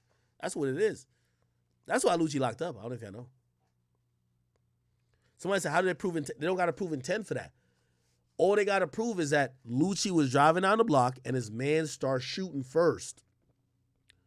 They don't have to, like, put like this. If I'm driving, if I got my homies in the car and I'm driving, and all of a sudden they just hop out the car and just start, or they hop out the window and start shooting at niggas, they're probably going to charge me too, and I probably got no really excuse. Like, you can't be like, oh, I didn't know they were going to start shooting. Bro, what you mean you don't know they would start shooting? You know they're going to use it against Lucci? So, Lucci, we know you in a gang. That's why we charge you with gang shit. You got a RICO charge. So you're telling me you had no idea you were turning down the block for your ops. You didn't know. Really? That's what you want us to believe? You ain't know you was driving down in a Bentley with 2 shooters in your car on an ops block. Really? So when they started shooting while you were driving, you were just nobody. You get what I'm saying? Right, it's the law, bro. Like, they're going to look at you like, so you had no idea that you were driving on your ops block, even though we know you're beefing with them. They know, like, there's documented incidents before. So you randomly just went down there, and you didn't tell your people to shoot. They just randomly hopped out the car or hopped out the window and started shooting. Right? Okay, cool. And then your man's got killed. Bro, they're just going to put 2 and 2 together. They're going to be like, bro, you're lying, bro. Like, we're not going to listen to you like, oh, no, I was just going on a joyride. We're just, like, looking at the city heights and the, bro, they'd be like, no, nigga, you went on a drive-by, your man just got killed. That's what they're going to say. That's what they do, bro. Like, the fuck? I said, Ack, why did YSL kill Nut? The fuck? Y'all asking me questions like I'm on a jury. The hell? I ain't gonna lie. The story was wild to me, though. Why would Lucci drive to his ops block in a fucking Bentley? Like, that shit sounds crazy. Like, yo, I've heard spinning the block, but you don't spin the block in a $250,000 car. I don't know. What y'all talking about? Oh, shit. Did y'all see this shit? So Don Q responded to Lil TJ. So Lil TJ dropped this Many Men song, right? Nigga. I didn't know who the Many Men song was dissing. Lil TJ Many Men. Look, I'll give my quick reaction. Number one, I like both camps. I fuck with Lil TJ and I love A Boogie. Okay? I hope and I wish they don't have an issue. It appears like they might. But I will also say this, and this is where, all the good things and, I wish I could mediate. I wish these guys could talk amongst themselves. I wish they could just ignore each other. I wish they could realize how privileged they are and just kind of leave some of this stuff which might head to violence beyond them. But I will say this, and I've realized this because I'm just watching how Lil TJ's moving. And I'm going to be honest with you. I can't tell or even give advice to a nigga who the odds were against him to survive, and he possibly should have been dead. And if you wake up from that coma, and if you wake up from those 7 shots, and if you wake up from that incident, and you know who attempted to try to kill you or rob you, I don't think it's easy for me to say, oh, you're privileged, just let it go. Bro, I don't want to see you or nobody else in jail. I don't want one of y'all to be in jail or one of y'all be deceased. But, bro, if somebody tried to kill, like, I think about also myself in much less trivial shit. A nigga left a letter in my mailbox, and, like, I'm beef with that nigga. Fuck that nigga for life. You feel me? Imagine a nigga shot you 7 times. Imagine if you think these people or that situation is behind it. Like, how could we expect you just to, like, no, just be happy you're living and just keep going. I'm going to be honest with you. I think this is going to be a permanent change in Lil TJ. I don't think Lil TJ will be able to really let this go. It's kind of like when Gucci, ended up killing the guy who was allegedly sent for his chain, and he thought Jeezy was behind it. Bro, that changed his whole demeanor. That changed his whole persona. That changed how he reacted to so many things. That changed that man as a person. And I look at this and I'm like, granted, I might not have liked Lil TJ's song, but what do we think? We think TJ just about to go back to making love songs? Be like, she said she was a virgin. She heard it. Like, he's not about to go do that anytime soon. He's about to see blood every single day. Because every day when he wake up or he got a pain in his chest and he got to be like, you know what I mean? Or it's hard for him to breathe, or like he's out of breath, or he got to take medication, or, you know what I mean? He got to change the bandages on his wound. Bro, he's not about to just be like, oh, no, everything's cool. I'm happy. No, he's going to be upset.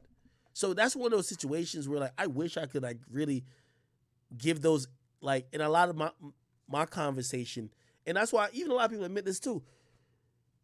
Until there's bloodshed, when there's bloodshed, it's almost like irreversible. But if there's no bloodshed, you can still handle this very civilly, right? And I think for TJ, I think he really looks at this like, I shouldn't be here. And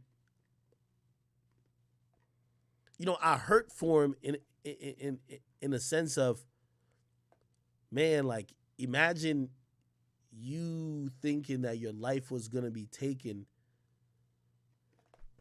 To bring Soulja Boy into it, I know it sounds crazy and wild. Soulja Boy said, yo, I couldn't rap about just dancing no more when niggas try to take my life. He was just like, yo, dog, it changed me as a person. Like, I just wasn't happy anymore. It wasn't just about let's do dances. And I'm going to be honest with you, I think when you think about Lil TJ, and he talks about love a lot, he talks about women, I think you're going to see Lil TJ get dark. I think Lil TJ is going to be really focused on, yo, people try to kill me. And maybe some good music comes out of it, but I know overall that energy, and especially, you got resources and everybody's rich and this, that, and third, bro, it could turn really bad. So,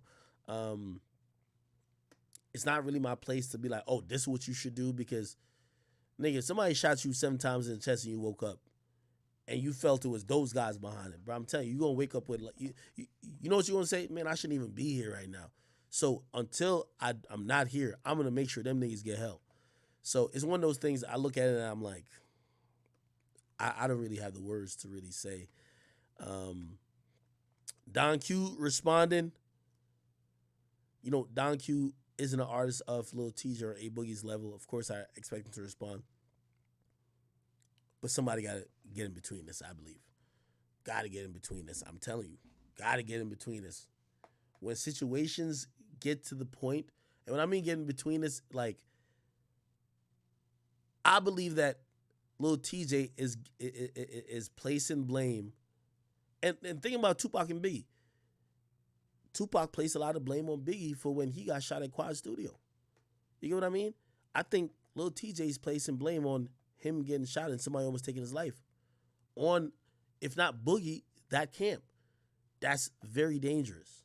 Very dangerous. The mindset, the mentality, the places it brings you to.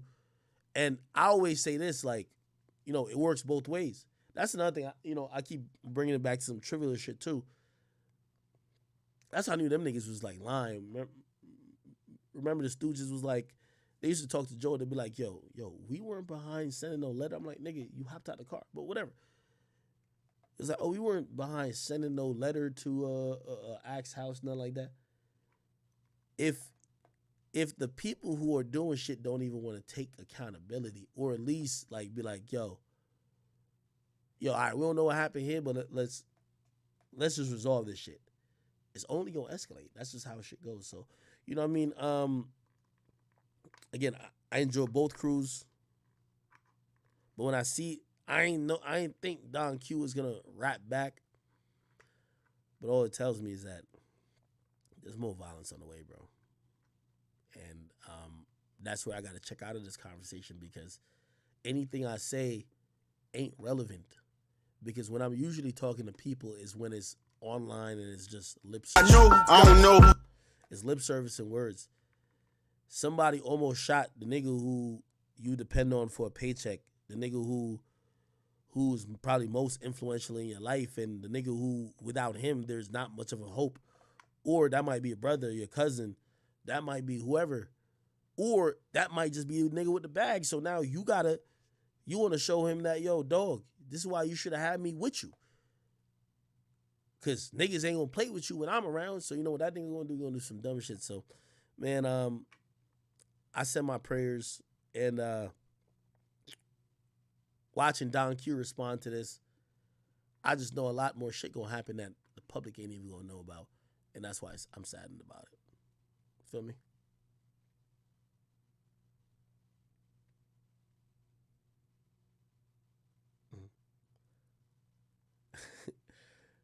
Somebody said 50 had a Kevlar everywhere. I ain't gonna, but you see, people, we trivialize it now. Be like, yo, it looks almost like a uniform, but 50 got shot and was wearing a bulletproof vest everywhere. And I think a lot of people would just be like, oh yeah, that's just his look. Nah, I think 50 was really thinking he was at war. That nigga was getting booked and bringing 50 niggas out like it was an army.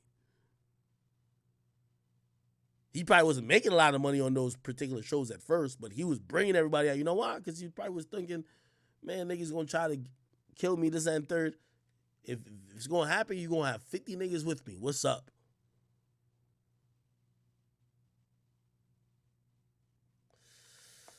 All right. Let me see what else. Niggas say, yo, what's the name? Is on your head. Yo, we already addressed the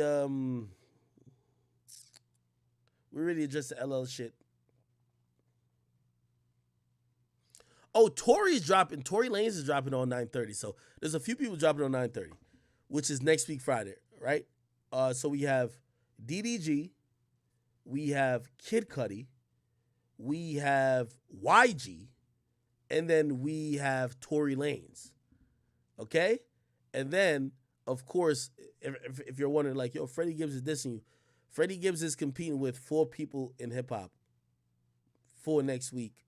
I think he'll probably be number 3. Like, just being honest. I think Kid Cudi beats him, and I think Tory should beat him, but Tory's blackmails or blackballs. I don't know. I think the reason why, you know what I mean, I've been getting on that nigga Freddie Gibbs' case for a little bit. He ain't respond at all, but he showed up with a freestyle. Bro, he want me and him to go back and forth because he got an album coming out. I'm going to tell y'all the truth. When I don't like rappers, I'm not doing it facetiously. I will give you all the response, the classic moment, the day his first week sales come out, but I can't give a nigga a strength, especially when his album's about to come out. His album about to come out the 30th. Let the 30th happen, and on the 7th, I think I'm going to drop a song. I'm going to drop a song on the 7th. I'm going to create a song. I'm going to make a song. On the 7th, I'm going to drop some music, and if y'all want to hear my response to him, it will not help that nigga sell records. You know what I mean? I don't look like Drake, okay? Even though I'm definitely not Drake, but I'm not about to let a nigga use me for his facetious tactics. Anyway, let me see what else has been going on. What's been going on, chat? Yo, so this nigga Floyd Mayweather is fighting Deji. If you don't know, that's KSI's brother. He just won a fight versus Fuzi. This is so confusing. He's fighting him in an exhibition. Listen what he's saying. And then I got one with the guy, Deji. I want to make sure his name is right. Deji, right? Yes. Yes, Deji. We will be doing an exhibition in Dubai at the Coca-Cola Arena, and that is in November. And then I'm wondering how much Floyd's getting for these joints. And by the way, I've always heard people say, "Oh, Floyd is broke or he's about to go broke. That's why he's taking fights." Floyd is the best ever. He's never lost in real professional fight. I think he's the smartest boxer of all time. He knows how to get the money. He knows how to get the bag. He likes to spend a lot. And I have no problem with him exploiting certain shit. Like, now, granted, I don't know who's down to see this particular fight, like him and Deji, because I think Deji lost like 3 fights. I think the nigga was like 0-3 before he just won. So if you're going to fight a nigga that's 1-3 and you're 50-0, like, what do we think is going to happen, right? But people keep paying or keep offering money to Floyd to do these fights, so I can't be mad at it. You know what I mean? Salute to that nigga. He's collecting the bag. I got no problem with it. So when I said, oh, nah, he's 1-0 officially. How is he 1-0 officially?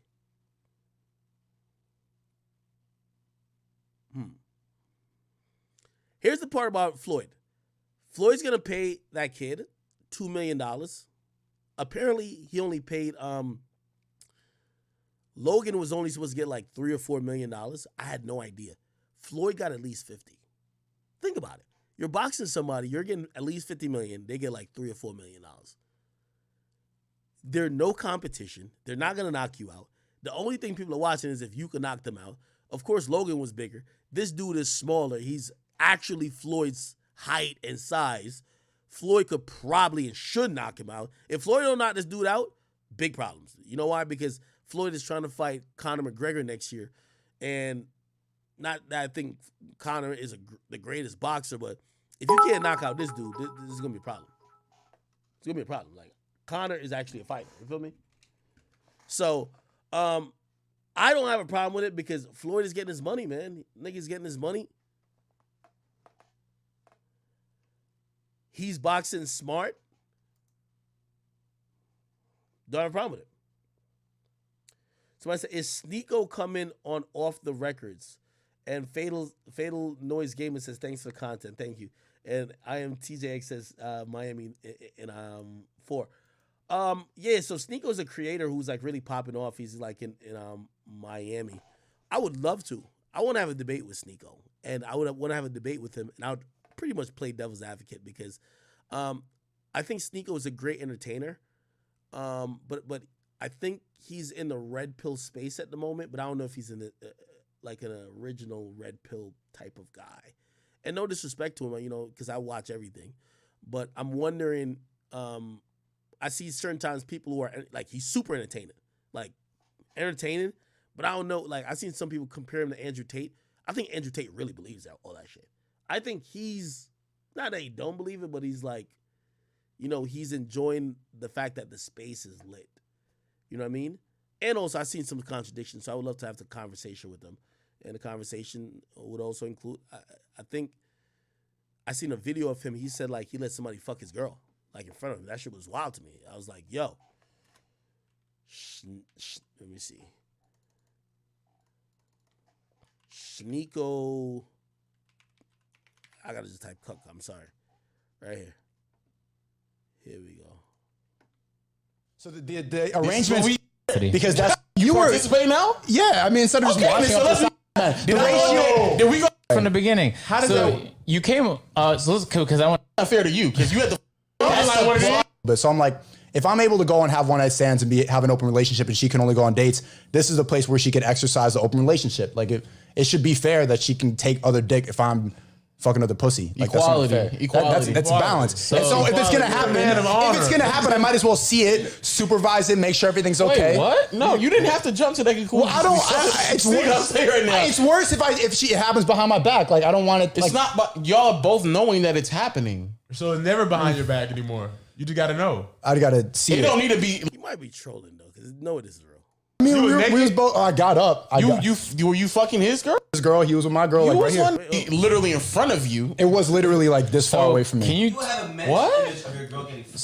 Twice. Yeah. Hold on. Wait. So he's saying that some nigga fucked his bitch right in front of him, like he was watching it. And I'm like, how close was it? We were on the same bed. I was with his girl. He was with my girl. You like was right on the bed? Yeah. Yeah. What's wrong with you? So what do they call that? Like after the swing club, you get like a they call that sweating odd. award? That's what they call it. You're odd. You sat on the bed while she got fucked. I was there too. I mean, we was both. I got up. Were you fucking his girl? I was not fucking with her. So you just sat there Indian style with your feet Y'all crossed. both just sat there. Well, she was on top of me. She was like, yo. she was on, and I was just like not fucking with it. And I saw her, and she was like, and I was like, fuck that. And I just left the room. And then she left too. Like, luckily, I thought she was gonna stay killer, there. dog. Why you leave the room? But I couldn't. Like, it was. I was literally having PTSD watching that. I was like having war flash. Like I just started. Could not do it. Could not do it. So did that get you out of your cheating ways? What position? No. It was missionary. Missionary legs up. It was missionary legs up? Legs up, yeah. He say he like 2 feet away from his girl, another nigga piping his girl out. That's crazy. Missionary legs up. Holy. What's going on out here?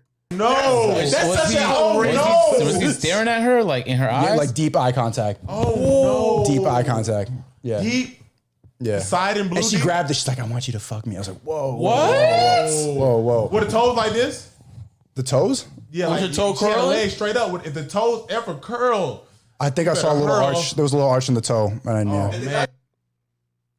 You watching this girl looking at another man like, yo, I want you to fuck me. I'm like, nah. That's you? No. Well, no. Okay, so let me backtrack. Let me backtrack. Before you AO. So this is how it started. So we go to the thing, and I'm nervous as fuck. Like I'm like, there's mad people here. Excitement would lead is crazy. Wait. Let me. All right. This whole party was like, I'm getting nervous and Are you everything. taking off the drink? Yeah, let me bring it back.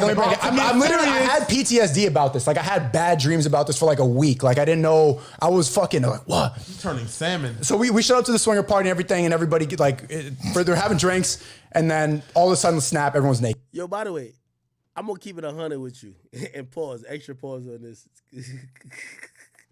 I'll go to one of these swinger parties, but I thought every real nigga would go to one of these joints, but you would just bring a bitch that's like your friend zone with. Like, you're not gonna fuck anyway. I would never bring a chick who I'm actually fucking. Like, you know what I mean? Who shows up to the swinger party with the girl you actually care about? Like, nigga, I'm gonna show up to the swinger party with with the girl who friend zone me. So I'm like, somebody go fuck her. Like, damn, let me leverage her and me bringing her for some other pussy. like nobody bringing their girl. Naked. And then they're fucking on the floor, on the bed, on Who's the couch. everyone? How many people was there? There's like 40 people. That's too many There's like people. maybe 30 to 40 That's people. still too many. People 15, rotate. 15 couples? Where y'all at? In a ball? Yeah, 15 couples, 30 balls, yeah. Where y'all We're at? in a Where hotel this- room. Why do you One have to say room? 30 balls? Yeah, we're in one You're room. in one It's a small hotel room? It's a small room. Yeah, it's not even that. It's like a suite, a hotel suite. It's not very big. It's not a very big place. No, for real. Okay, I so didn't now expect you're this. cramped in this So we're hotel. cramped in this, and I'm getting like anxious. Like I don't want to do this. And so we go alone in the bathroom, and she's like helping me out, like calming me down. And then we start doing our thing in the bathroom. And then the door's open. People come and start watching. This other couple comes in. Hold on. So this couple comes in. They start watching, and then I hear his girl say to the boyfriend, like, "Lick her clit." And so while I'm like hitting it from the back, he lays down on the floor and starts licking her. But think about like the logistics. Hey, so he nah. Nah, Sneako, I gotta get you on my podcast. We gotta flesh this out. Like, you ain't talking to some real niggas about this. This is traumatizing. Is he still with this girl?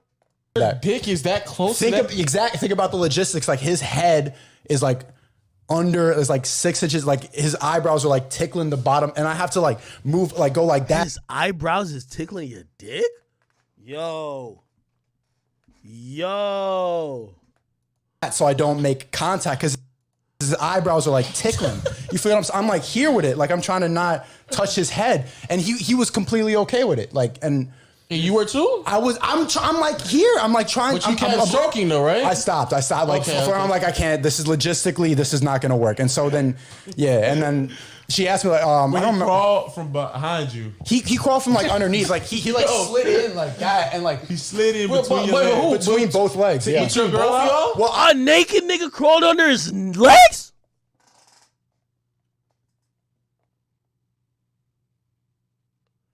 Nah, this gotta be a good story. This gotta be like cap. Like, no way.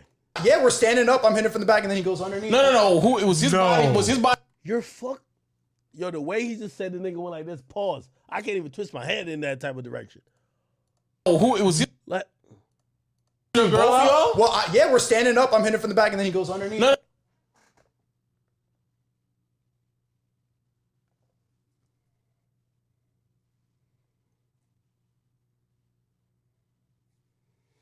No, who it was his body? Was his body between your legs? No. Hers. Okay, but his eyebrows were closed. He was like very fearfully close. So to he me. was damn near making eye contact with you. Well, no, because it was blocked by like your asshole. By both assholes. Yeah. So you make eye contact with your asshole. Yeah, then I'm like, nah. I started thinking about that. I'm like, I can't do it. So you pulled hold on, out. pause. So So you're in a hotel room with like 30, 40 people. Yeah. That you never met. Your girl is calming you down. Hey, Sneako, chill. Yeah. Some people walk in and action just starts. What's happening outside this hotel room? Is everybody fucking or are they just Everybody, talking? so we go to the bathroom, have privacy. Everybody else is already fucking on the bed and on the floor all over the place. So we go to the bathroom like, yo, this is whoa. And they found There's a y'all lot of in dick. there? And no, though, after we start doing it, the thing, like someone opened the door and then like people watching, like, yeah. And then, yeah. Bathroom sex is crazy. Yeah. Okay, so then where's it We go also from want there? to place of privacy. So then we go into the room, like her and the couple, like we're like, all right, let's switch. Like it's nasty. So I got this girl on top of me and she's, I don't know, yo, I'm just not, and my girl's right here and she's like, and I'm like, oh, yo, I'm like feeling traumatic thoughts, like seeing her with another person. It's a lot. But I think it's something everybody should do just to test. You know what? No! I think you should. I may smack a nigga. I said the same shit before. It's gonna be angry, mad, naked niggas in that bitch. Bro, like you don't want to be that couple. You know, you don't want to be I'll toxic. be that couple. Because wait, what? You don't want to be what couple? It's a sex party. Whatever happens there. I just happens won't there. go. You're right. I think you should go through that trauma. No, I think everyone should go through Why that. you say that? I'm Because being then you custody. get this is the point. This is the reason you go to sex parties with your girl. Like you get to see if this is the person that you. who the fuck brings their girl to a sex party other than white dudes, nigga? I would bring a fucking neighborhood smut. What the fuck? If we go to a sex party, nigga, we're bringing a neighborhood smut. Or a chick who I'm in a friend zone with who I can't hit anyway. Actually want to be with. Because if you enjoy sex with somebody more, if there's somebody you're more attracted to, or if you're not on the same page sexually, then it's not going to be a good time. But if you can go through that experience like with your partner and like you still, it feels stronger afterwards. Like after all that, everything was like better. What? No, he said after watching a nigga dick down his bitch, he had a stronger connect. It felt. To be honest. So do you still cheat? I mean, you know what that sounds. Oh, wait, so do you see? But you still cheat though. Less. So even after that, It's you not still cheating fuck. if it's an open relationship. No, Yeah, it's open. But you, even I just after think that, you still fuck other women. So what are we talking about? Actually, no, it's been a while. Like the only time has been like just threesomes. But you still did it though. Threesomes though. I mean, like not without. I know, her. but your point you're making is that it's so traumatic that it actually brought us closer together because you can't. It was. I'm talking just about the traumatic parts. It was a lot of it was really fun. Hey, I don't want you to reopen this it obvious wound, but like, what does that feel like? Nah, it's okay. It felt like somebody was like taking something from me. Like someone was violating my property. That's what it felt like. I felt like getting robbed like right in front of me. Like that's what it. Yeah, it's like I don't want it. Why am I looking? I don't take any enjoyment from that. A lot of guys there do. A lot of the guys there I think are bisexual. A lot of the guys are into that. If you can lay in between some like dudes fucking ass cheeks, you got to be into that a little bit. Like there's no part of me that wanted to do that. More other niggas in that position just chilling, just Bro, at one point I was like, so later on after the whole traumatic hotel incident, we're laying on the floor, she's riding me, and then I like have my eyes closed, she's riding. I open my eyes and there's just dicks like trying to point at her head, like trying. I'm good, brother. Listen, I'm gonna keep it real with you, Sneako. I fuck with you, but you got eliminated from any Andrew Tate discussion once I heard this shit right here. Hell fucking no. Hell to the no, nigga. You got dicks surrounding you like you the sun and they're planets, nigga. That's Saturn. That's Uranus. Pause on the Uranus shit. That's Pluto. Not my dog. Pluto. And that's motherfucking Mercury. Retrograde. Hell to the fucking no, nigga. Listen, real niggas ain't bringing their bitch to no fucking sex party, man. Hell to the no. I'm sorry. Sneako, you a cool dude. I ain't gonna lie. I fuck with you. I think you highly entertaining. But you were tweaked out, buddy. You tweaked out, nigga. You got niggas piping your bitch down. Niggas coming in between your legs. They eyebrows tickling your nuts. No way, homie. This ain't G. This ain't P, bro. No way. Listen, don't teach these young kids to think that they got to go get their balls tickled for them to be really like that, bro. No. This is sound wild. I'm sorry. No, flag on the play. No, nigga. Offensive interference. Like, nah, nigga. Defensive holding. Nigga, no. False start. All type of shit, nigga. No. Oh, hell to the fucking no. What the hell? The nigga said I could feel that nigga. He said that nigga's eyelash was almost tickling my balls. Nigga, what? Nigga, what? I'm gonna keep it real with you, chat. I don't even think my dick could really stay hard if another nigga in the room, bro. Much less a nigga like his fucking eyelash tickling your balls, bro. Like, nah, this is crazy. Nigga said I open my eyes. I mean, he's in glee. He's in love. Fucking his chick. He eyes closed. He opened his eyes and it's all dicks around him, nigga. God damn it. That's Venus. That's Serena. That's Mercury. God damn, is that Mars? I know that ain't no Jupiter. God damn it, that nigga got a mandingo. Like, what the fuck? Hell no, nigga. Hell to the no. Nah, Sneako, I fuck with you. You entertaining. But this is when I realized you was on a lot of bullshit, man. You had your girl. I'm going to keep it real, Sneako. Your girl was cucking you out. She thought you was a joke. She don't respect you. If you still with shorty, she still don't respect you to this day. No chick gonna respect a nigga and fuck another. Like, this is how his girl think he the girl. You couldn't even muster up the dick strength to fuck the other girl because you know this is wrong. But your girl is willingly bouncing like a fucking kangaroo on cock 2 inches from you? Moaning? Oh, hell to the no. I'm sorry. Like, yo, Sneako, don't get mad at me, though. Don't get mad at me. I fuck with you. I'm just saying, you were tweaked out for this. I want you on my podcast, buddy. We got to talk about this. We got to dissect this because this type of cuck behavior we only usually assign to white men. To see a man like you, I think you're definitely younger than me. I would like to understand why you would even indulge in this and what type of satisfaction you get because to keep it real, it's giving a lot of bisexual vibes. I'm going to keep it 100 with you. Like, I know maybe you ain't accepted yet, but you might be bi, brother. You might be into that shit too, bro. Real rap. Let's keep it 100. Feel me? Like, we ain't finna have no sword fights. Me and a bunch of niggas ain't about to be all bricked up in that bit. Chat, y'all finna be bricked up in that bit with mad niggas? Y'all let me know, because I ain't finna be. You think we about to have a sword fight, nigga? You think it's some Knights of Camelot shit? The fuck you think this is, nigga? Hell to the fucking no. Okay. Everybody write down the names of niggas who said it would be bricked up in there. That nigga named School was whatever. He said he gonna be bricked up in there with mad niggas, with 30 other niggas, ball swinging. Y'all ain't gonna lie to you. Oh, I gotta have a conversation with my nigga Adam 22 about that shit because, like, that's some Adam 22 shit. But Adam be acknowledging it. You know, Adam, he on some, yeah, Adam on, that's that white boy shit. You feel me? But Sneako, man, what's up? Now I'm gonna get Sneako on the podcast, man. I gotta figure this out. This was crazy. Somebody said Whack 100 would. Nah, stop. Yo, nah. Y'all boys gonna stop playing with my boy Whack, bro. Whack, don't be on no shit like that, bro. I'm gonna just keep it 100 with y'all. Whack 100, do not be on no shit like that. And I'm not gonna let y'all be playing with my boy's name. Whack 100, don't be on such shit like that. Nah, it's not happening. Not because y'all saw my man booty. His booty was exposed because he just dicked down a girl. You know, some like, bruh, chat, let me put y'all on game, man. You ever fucked a girl and you know you about to take a shower, but like you got to do something before, but you ain't, so you can't really put on your old clothes. That's nasty. But you can't put on your new clothes neither. That's nastier. So like you just naked in between you going to the shower. Keep in mind, I heard the full story. Shorty was in the shower. So Shorty got out the shower. So when she got out the shower, Whack just laying on his stomach. I ain't gonna lie. Maybe that's not the most on Paru way to lay down. You feel me? Like, chat, if you naked, do you lay on your stomach or you lay on your side? Or you lay on your back? I don't know. But, man, he was feeling comfortable, you know what I mean? So what, my nigga was curling his toes? My nigga be talking that shit on Clubhouse, man. On Paru, I'll fuck you up. What's the problem? Of course, it's big Whack, nigga. The fuck y'all niggas talking about, man? Who cares he was curling his toes, you know what I mean? Only part I don't like that she put up, like, my nigga Whack was swinging his legs. Like, the little swinging the leg shit, it looked like, you know what I mean? Just, nah, but my nigga's a real nigga.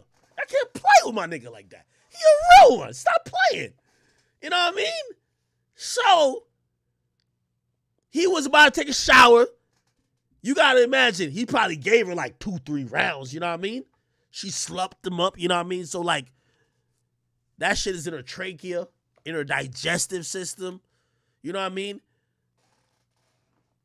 You know when a girl give you the sloppy toppy, this whole region be like, it's infested. You got a little bit of saliva, a little bit of like, you know what I mean, neck juice, you know what I mean, little, like the extra shit. Like, it's a lot going on there. Maybe a little bit, who knows what's going on in that bitch, you feel me? So, of course, he was waiting to take a shower. My man just waiting. He having a good conversation on Clubhouse. Shorty recorded him. He a real nigga. Like, leave my nigga alone.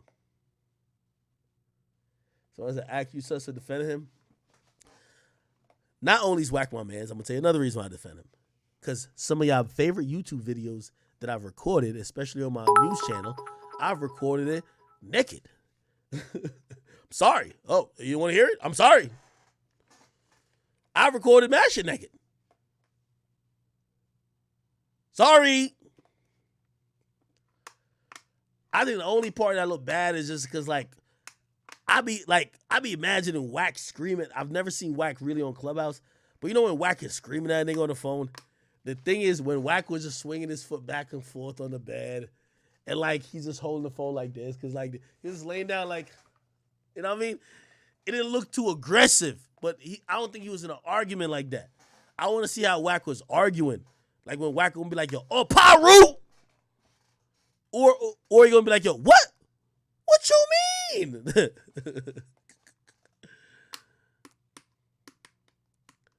Somebody said, did I do? Nah, I definitely did. I did a couple of them Orange Chirac shit naked. That's facts. Y'all don't know, though. Hell yeah, I did a bunch of shit naked. Hell fucking yeah. So go for your card and say you whisper in her ears, butt booty naked? Nigga, yes. Yeah, nah. Yo, I'm defending Wack, man. I'm sorry. I'm defending Wack. It's a little crazy, but not too crazy. I only think there was one point, like, it looked like Wack toes was curling. That's it. That's the only part that was a little like, wait, hold on, man. Like, you can't be at, yo. Yo, Wack was naked talking to Clubhouse with his toes curling, laid on his stomach. Yo, with his ass in the air, man, tooted and booted, man. Nah.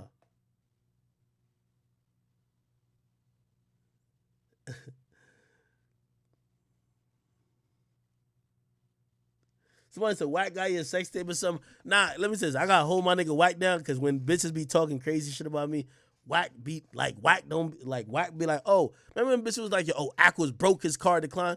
You know, Wack be like, what you mean? First of all, I only seen Aqua with bad bitches. Thank you, Wack. Also, I never seen Wack with another woman other than his wife. And his wife is a beautiful black queen. Facts. So all what these scallywags is talking about, stop trying to ruin a good man's name who's in a good relationship with his woman. You go get yourself a man. Leave that man alone. Okay? Another thing, Wack gonna at least give you the benefit of the doubt. So I'm gonna give my nigga the benefit of the doubt. Keep it real. This scallywag was probably mad Wack ain't fuck her. Let's keep it on it. Wack probably, you know what I mean? Ain't even fuck her. Probably just took a shower or something. Or about to take a shower. She kind of tight. She never got a dick. He's over there working. You know, that nigga be doing music business shit. Feel me? She tried to expose him. But yo, I be telling women, like, what type of exposing you about to do to a nigga who's fucking you? Like, women got to stop thinking, like,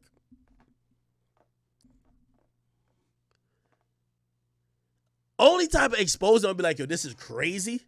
If she was like, yo, look at Wack.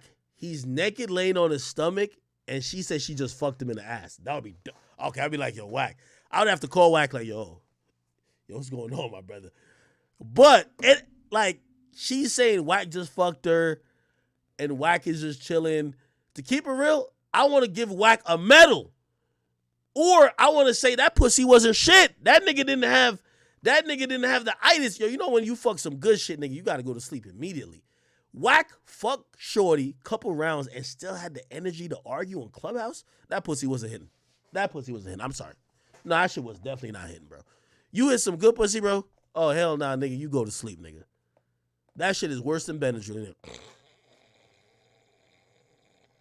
Facts. That shit was not hitting. That shit was not hitting. If Wack fucked you for a couple of rounds and still was able to still argue with random niggas on Clubhouse for hours, that pussy was not given. I am sorry. I'm sorry. That pussy was not given, bro. Like, bro, you ever fuck a chick, especially a new bitch, and you fucked her a couple of times and you had mad energy to do other shit? Oh, hell to the no. Hell no. Hell no, nigga. I gotta keep it 100 with you, man. Anytime I ever got caught lacking, bitch, I was knocked out. That pussy was kind of good. And also was new. You know, new pussy's usually good unless it's just trash, right? Man, I hit it a couple times. They be like, look at this bitch ass nigga. He's sleeping right here. Click, click, click, click. They posted online. I'm like, well, shit was aight. I fell asleep. But why can't even fall asleep? That pussy was trash. If a nigga fuck you and the first thing on his mind after he's done fucking you is let me get on Clubhouse to argue with niggas, that pussy trash. Sorry. If anything, Wack's a victim. Wack is a victim. A victim of trash pussy. That's facts. I'm trending? How the fuck am I trending? Hold on. Yo, LL Cool J trying to get me out of here, bruh. Am I trending? What am I trending for? Skip for now. Oh, shit, I am.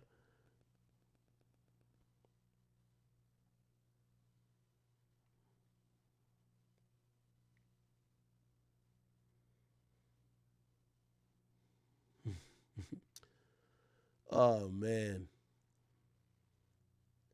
Damn. Oh, they going in.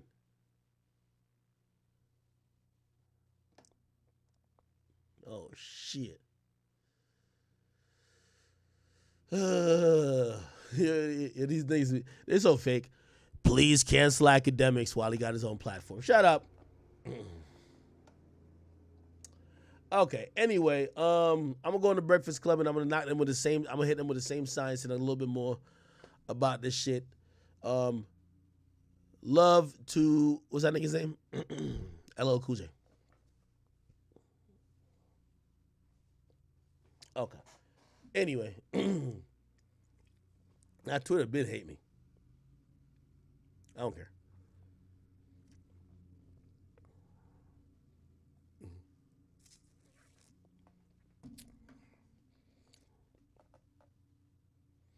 Why I call them folks dusty? I'm gonna keep it real. I'm gonna try to remember by the time I get on the Breakfast Club. It was one dusty. There was definitely a dusty nigga. He one of them niggas who like, oh, I invented this shit. And I was looking like, nigga, you look dusty as hell. How the hell are you talking about the new rappers? Get off their dicks, nigga. The fuck?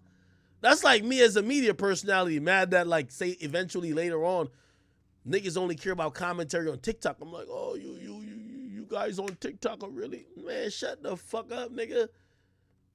You know, people gonna look at me, why your pussy ass ain't own a fucking podcast company or a media company to sign all them niggas?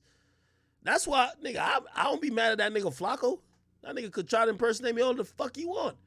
To keep it real, I knew I built a fucking lane and I was a pioneer in certain sense when I came to like my media shit.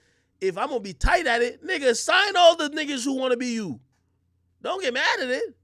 Especially when they're getting on quicker, they're doing their thing. Like, bro, what the fuck? Like, get over this shit, man. I'm sorry.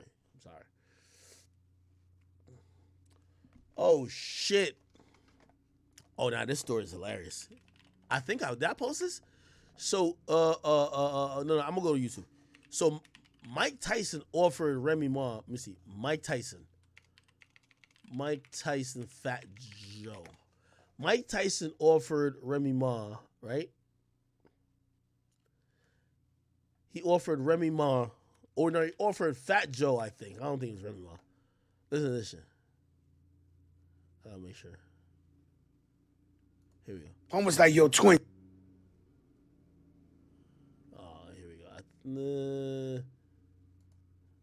Come on, Joe, we got to tell this story. And it's the old story, so nobody should get mad. Please. This was one I never told this one, so we could talk about this? Yes, please. Mike invites me to the house, and he says, bring Remy Ma with you. We go to the house. He opens the door butt naked, right? So I'm like, yo, Mike, you want the story or not? There was a chick in every room. In every fucking room. Jacuzzi, this. I'm like, yo. Hey, by the way, Fat Joe, one of the best at storytellings. I'll also say this.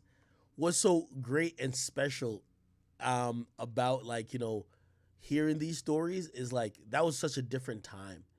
Like, Mike Tyson was in an era where, like, you know, it wasn't a bunch of, like, these days, comparatively speaking, there's a lot of famous people.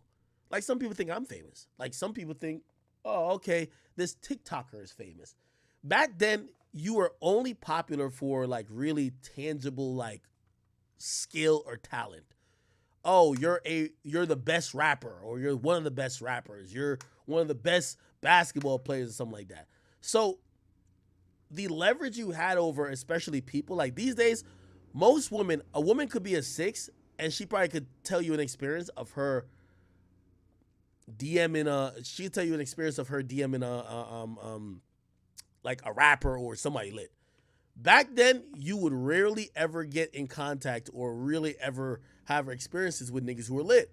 So the way how people like Mike Tyson, Prince, Michael Jackson, most of these guys were living was just ridiculous because they were the only famous people these people had any type of contact with.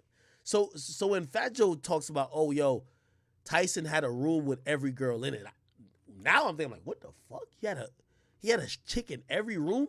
But back then, bro, women probably just wanted to just be around Tyson and be like, oh, I'm just at his house. I'm at his penthouse. Oh, I got a room here. You know what I mean? I'll keep playing.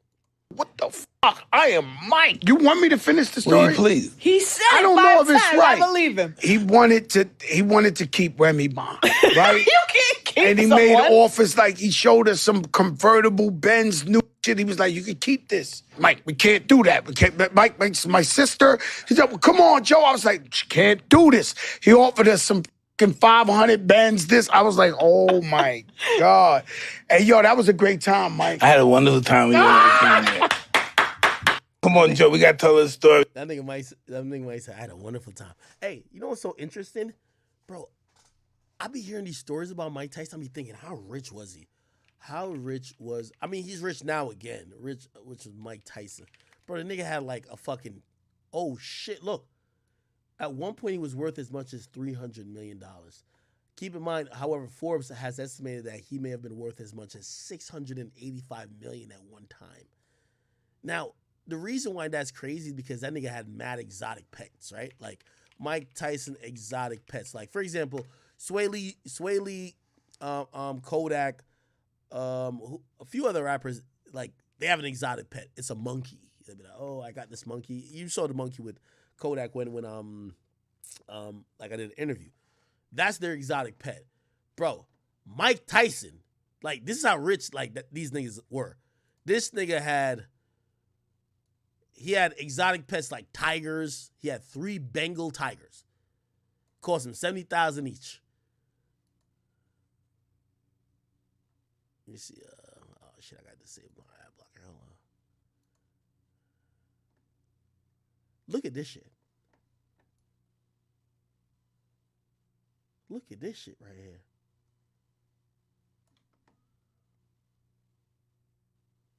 Look, at one point, I did have a pet tiger. Her name is Kenya. She was around 550 pounds. Fuck! I had great affection for her. I kept her. I slept with her. I kept her in my room. She stayed with me. I had her for probably 16 years. She was a massive monster. You can't imagine the size of her. She got too old and I had to get rid of her. Her eyes and her hip got bad, and she ripped somebody's arm off. Listen to me talk about tiger. It was here. I hang out here all day. Wait, is that Mike Tyson the fucking tiger? No fucking way. I just watch the tiger run around. Do you don't have any like mental kind of thing that, can you look at her a certain way to scare her? Every now, she charged me And she stop. Or sometimes I see she's ready to charge, I'll charge her right away. I just the reverse, I charge her and she'll run. And just, it's got to be a mind game. Did you see me playing with my tiger? Yeah. Isn't that crazy? Yo, Mike. I would never do that now. I meant to ask you. I would never do that now. Well, I'm going to show you a picture of it. I'm going to show you a picture. I would never do that now. Yo, how did you have a tiger, Mike? I don't know. I was just insane. What was wrong with you, honestly? Oh, that's like the Hangover thing? Like, that's what it's based on? Yeah, pretty much. But how did I ever... Do you remember really had it? a tiger? Well, yeah, I had a bunch of them, but I don't remember them being that big. Look at that. That's a pup. That's just a baby, though. That's a cub. And you're walking it, like on a leash? Catch up with one of the greats and learn more about Mike Tyson. By the way, I think this is that bum-ass nigga Peter Rosenberg interviewing him. Rosenberg, this is why another reason why you're a dweeb, man. How you get interviews with Mike like this thing and you're not the guy? Fucking idiot. Phone in the back. All right. Jesus Christ. Look at his pets. Then they got 1,000 pigeons. It's like, what?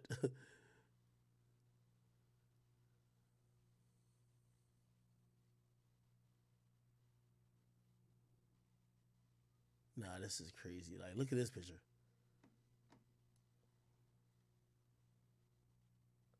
That's another reason why Mike, obviously, I think he's had some mental issues over the time, and, there's been a lot with him, right? He's lived a storied life. But Tyson was, one of the reasons I think Joe Rogan is very popular, people love symbols of masculinity. And I know Joe Rogan is the toughest nigga, but, like, he's into MMA, he's into fighting, he's into shooting, he's into things that the average, especially white American, cares about. I think a lot of people loved Tyson because Tyson was the epitome of masculinity. Like, look at this nigga. And he had a fucking tiger, not a dog, a fucking tiger. You know what I mean? And obviously, it probably was some mental illness why he had a fucking tiger. But still, people loved him. And even after, he got persecuted for so many things in his life, people gave him a chance again, and people still love him to this day. Jesus Christ, look how fucking big this fucking tiger is. Holy shit.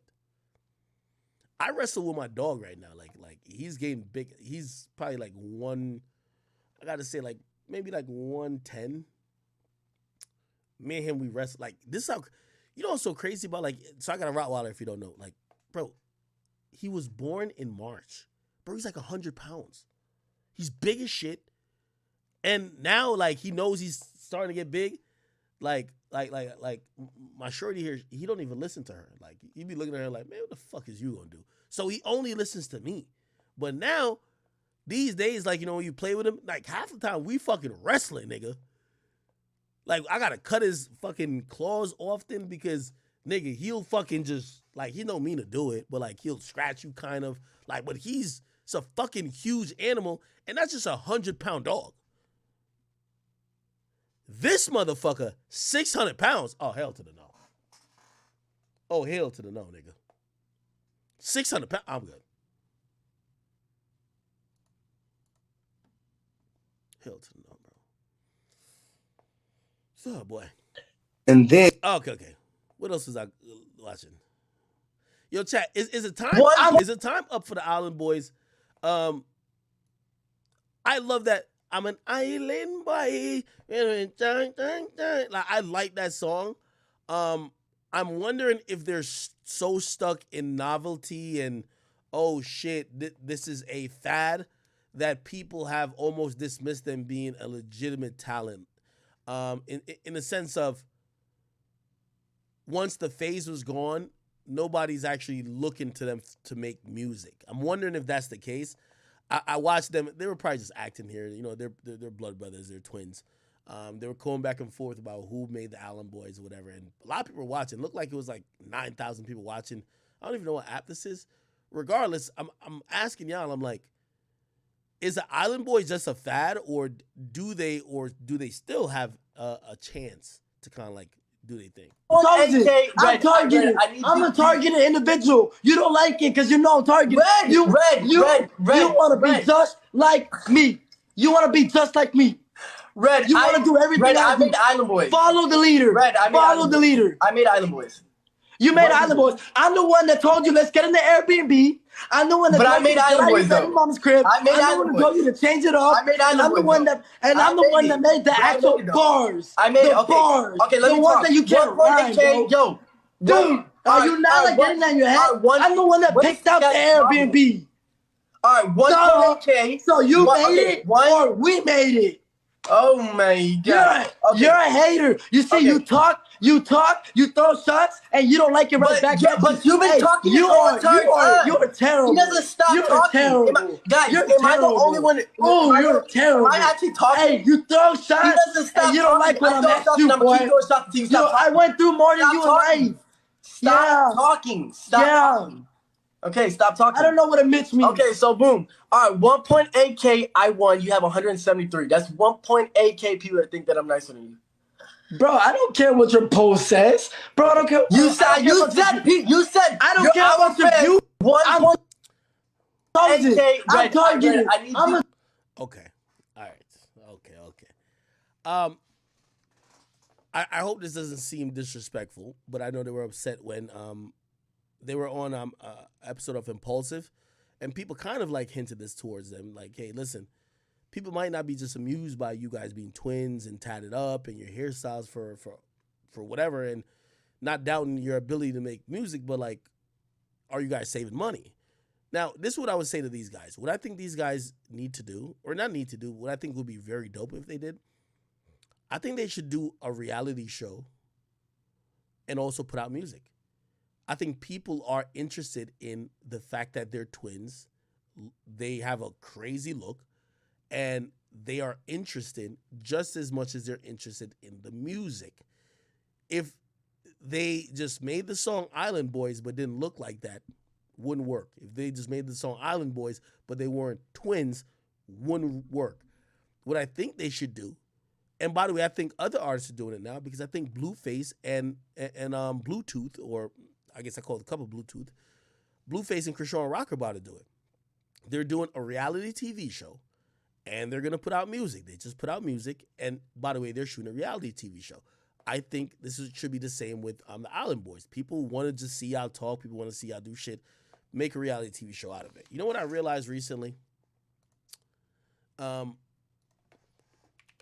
Which, chat, we've all been duped. Blueface fight Krishan dad. You know what I realized with this? Chat. And by the way, TMZ has the footage. I'm going to tell you what I realized with it. This shit is so, and this is why, like, yo, we all are suckers in the Bluetooth saga, but this is actually on camera. This is actually going to be on a reality show. If you don't know, Blueface and his girl, Bluetooth, or Krishan Rock, they're shooting a reality show. So what we just seen on TMZ talking about he knocked out the father was filmed for a reality TV show. I don't know. No one really pointed that out until I noticed. I'm going to tell you why I noticed it. Number one, let's just point out a few things. There's a camera right here. There's a camera right here. Okay? Now, who knows? Those might be just regular cameras, right? Also, there's a camera right here. Think about it. I don't know if y'all know anything about cinematography, or you're thinking about anything when it comes to shooting reality shows. You have a shot right here. Look, you have a shot right here, right here, right here. Now, granted, you might be like, oh, this guy, he's just recording to record, whatever. Okay. I'm going to show you the biggest indicator that this was, I'm not saying stage, but this is for a reality show. And that's why I feel like we've all been duped. Let's keep playing. Okay, so this was the father, I think, right? This is the father right here. All right, bet this is somebody arguing. And by the way, I think this whole, he swung at Blueface. I think this whole thing was set up by the cameras to capture this argument.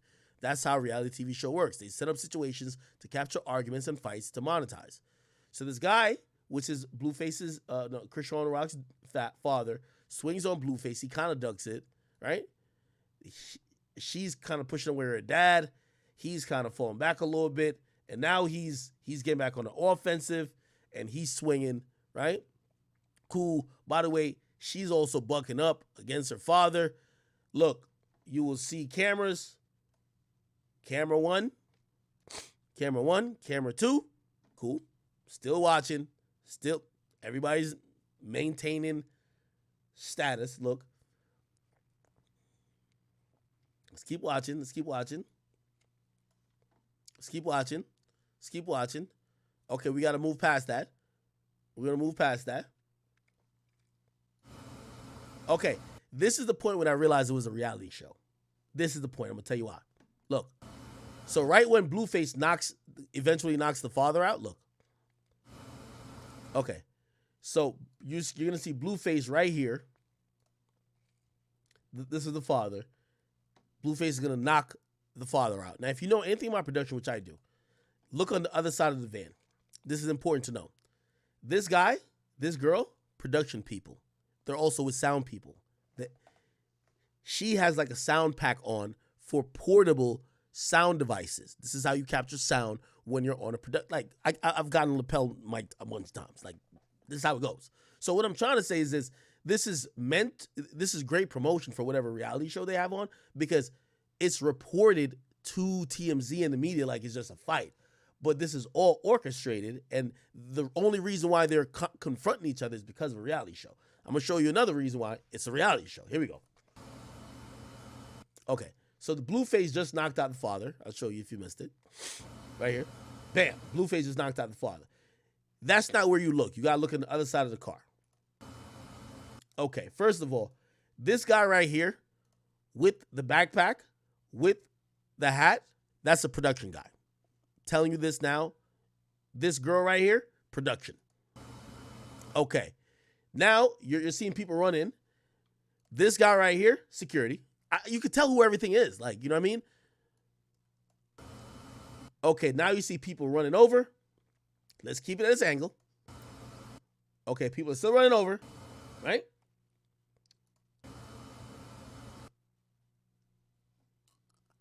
Watch this guy right here. He has something in his hand. Looked like it might be a camera. Okay, cool. Okay. Watch. Okay, this chick, I don't think she's involved like that. Bingo. It's happening right now. Look at this shit right here. Nobody just randomly fights, and this is just in the area. It's a fucking boom mic, my nigga. You stretch it all the way over there, and you get good audio. He has an audio pack that he's walking around with on his body. You have good cameras. You have good audio. You have 2 to 3 sound men. Are you telling me this is not a reality show? Look, he's literally pushing the mic over. Like, bro, this is not no regular shit. Look, he's walking, push it. That's the mic.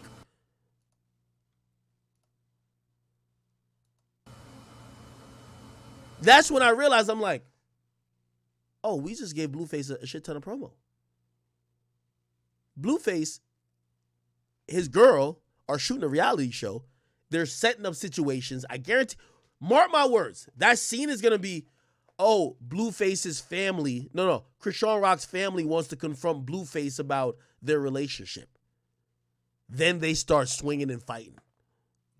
Bro, he's going to come out. Bro, these are production people, bro. That's what I'm like, oh, this is all a fake. It's all a fad.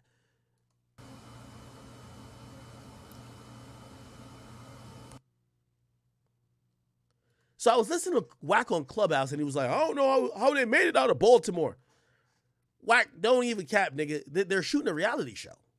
They have mad security there, but they have mad camera people there to capture wild moments. They're going to get fights. They're going to get arguments. But nothing was really going to happen. This wasn't an organic family reunion, which everybody thought it was.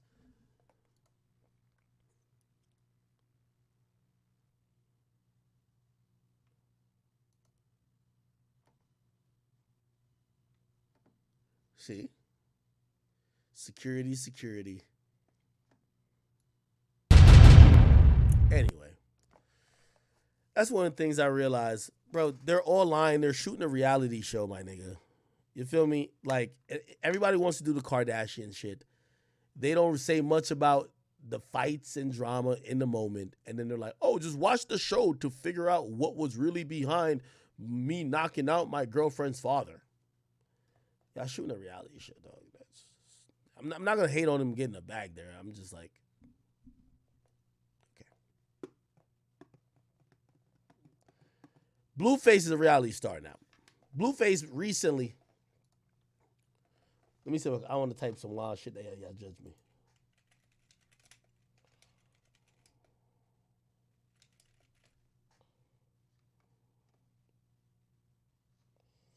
I ain't gonna lie. Oh, yeah. This is what I was trying to say. I knew that Blueface didn't give a fuck when I seen Blueface on this show. Blueface, Bad Boys. Oh, you gotta type. So they brought Blueface as a judge. Remember, Blueface is a whole gangster rapper. He a Crip. They brought Blueface as a judge of Bad Boys Houston auditions. Now, I don't even want to spell this out for y'all. Let me let y'all guess what this show's about. The Bad Boys of Houston. Just watch and see. What's good, Houston, Texas? Y'all ready for season 2? We gotta go up. Let's do it. I'm ready. I live for this shit. We bad boys. Come on.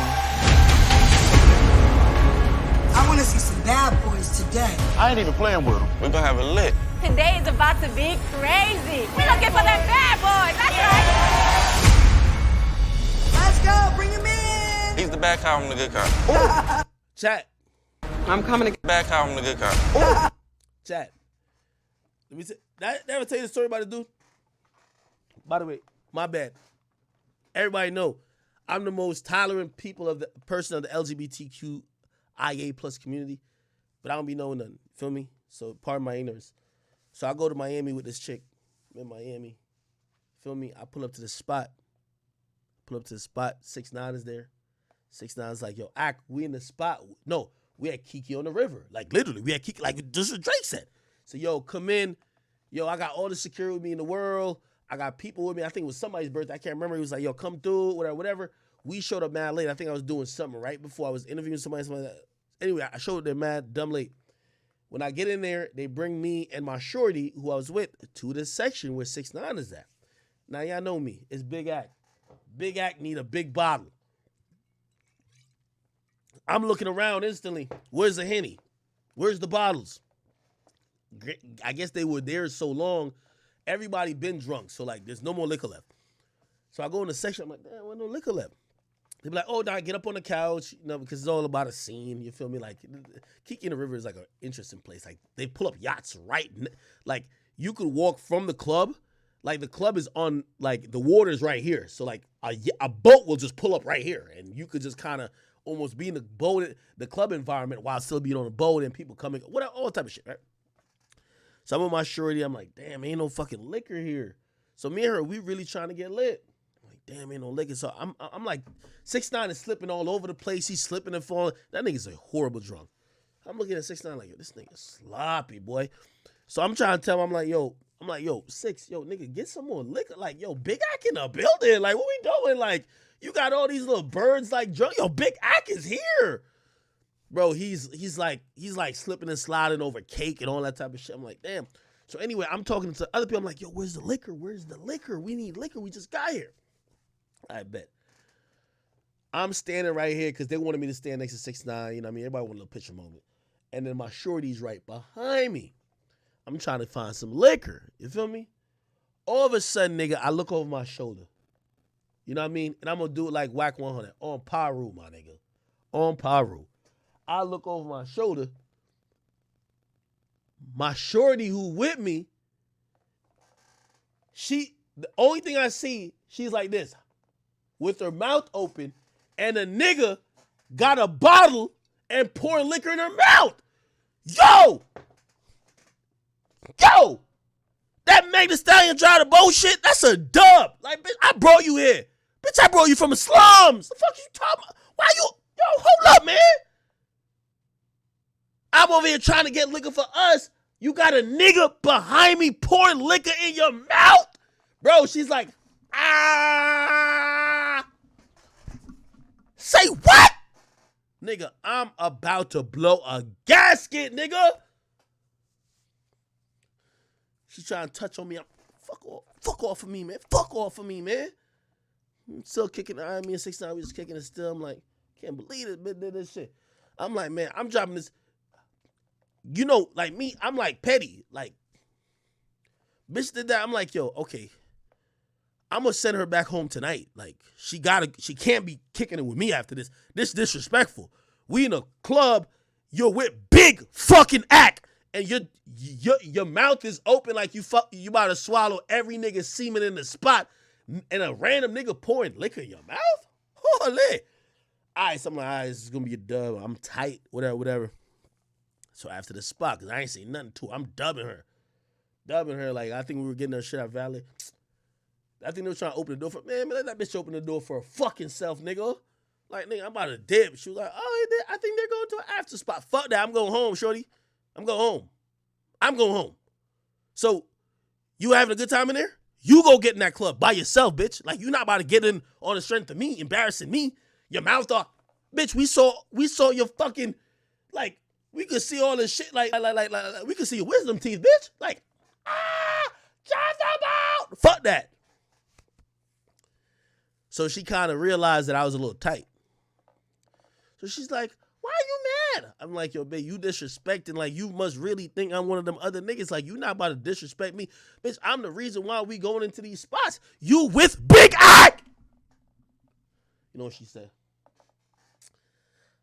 I knew you would act like that. She was like, are you mad? Because that, so I'm like, yo, I said, bitch, you gonna have a nigga pour liquor down your mouth while you with a G like me? You think I'm some type of simp? Then she told me the crazy thing. She said, what? That's why you mad? You don't know who that is? I said, bitch, what are you talking about? That's Jonathan! Bitch, I don't care if it was Jonathan, Steven, Michael, Cortavius. I don't give a fuck what his name is, nigga. The fuck you telling me about that shit? Bitch, don't be doing no shit like that, man. Oh, my God. You don't know him? Like, what are you talking about? Like, yo, stop playing with me right now. That's Jonathan from the gram. He does everybody's hair. Okay, bitch, what does that mean? He's gay! I ain't gonna lie, I still was tight. But she was like, look at his page. He's gay. He came out here to do 6ix9ine in his girl's hair. I'm like, I'm sorry. I never knew. That's the moment I realized these hairdressers, I think he's a hairdresser. No disrespect to him, brother. I think all these gay hairdressers, they're stars. I never knew. I'm thinking I'm looking at her. I'm like, nigga, he fat. I'm fat, nigga. You gonna get another fat nigga in the club while you with Big Act? Huh? Nah, she was like, oh no, it's Jonathan. Everybody loves Jonathan. I'm like, she showed me a couple of his pages. I'm like, okay. But still, I'm mad, yo. I'm like, yo, bro. So I told her, I said, listen, I'm gonna just tell you, I am just not that nigga. I don't care if he gay. I said, I'm gonna keep it real with you. I don't even want your girl pouring nothing in your mouth. Not if you with me, if I'm taking you a little bit serious. You shouldn't even let niggas be seeing you with your fucking tonsils hanging out. No, I don't want my girl looking like that. That's a simulation of some private moment nobody else should even be knowing about. So I checked her about that, but she was like, oh no, it's this nigga. I didn't even know it was him. So that's when I found out he's like a hair stylist guy. He's like popping on Shade Room and shit like that. He's like, there's a dude named Tay or T, something like that. They both do Nicki Minaj hair. So they got it. Anyway, let's get back to the topic. So this is that guy. Yo, I'm long-winded there. I'm coming to get my room. Oh, you that confident? My name rebels, baby. Big boss, big boss. You got a big dick? Point him where you want him to go. Inside of me. Oh my God. Oh my. Oh, that look like you. That look like you. That look like me. That's you. Yes! That's it, then. Let me see you do the dance. This runners is a track stop. What do your them pies? A nigga. This my mom. This my sister. That is not your mama. Here's the point what I was trying to say. The panel of judges is the guy who I was telling you about, Jonathan. I think this is Lady. What was her name again? What's this girl's name? Lady Lux? What's her name? What's Shorty's name right here? She's like really big, and I think she probably owns Zeus at this point. What's her name again? Natalie Nunn, right? Yeah, Natalie Nunn. And Blueface, I don't know if y'all can see him. Let me get this nigga in there. Blueface over here. Blueface, baby. He was the third host. So the whole time I'm like, what Blueface judging on this show? So Blueface is a judge. This nigga's a judge. She's a judge. What are they judging? Let's figure it out. Not your mama. This is my mama.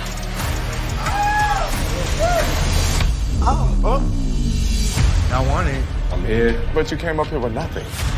Hey, how old are you?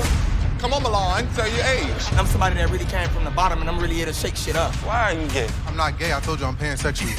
Why do you like men? Look at me. Look at them. Saying you look better than everybody else. That's what you're saying. You look better than me.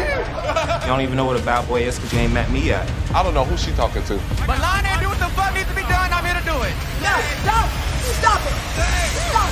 Sorry, y'all missed the spot. Next time. I'm finna give y'all some energy, okay? You asked me to explain myself, correct? But I ain't no baller because I let all you bitches have it. So let me have it. I'm the realest nigga in the motherfucking room. That way, please, now. Get him out. You blue. Fuck these hoes in the back of me. I'm gonna say Jonathan and Blue on your ass. It's Roman, bitch. I got in the motherfucking slaughter knocker. And bitch fucking with me. What? I will knock the fuck out of a bitch. Stop! I don't give a fuck who you are. Man, that's some bullshit. I don't see all that money coming to this motherfucker. I was outside. What you What want do to you do? want to do?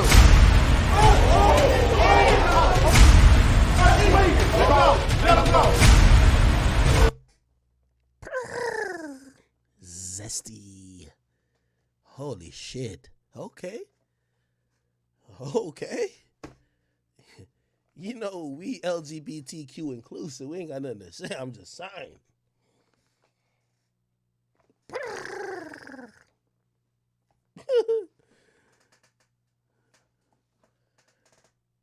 I think no commentary needed there. Anyway, I think Blueface got a contract with Zeus. He's already was on the show judging the gay dudes. This is the show. He was judging the gay dudes. Now he got his own show with Krishan Rock.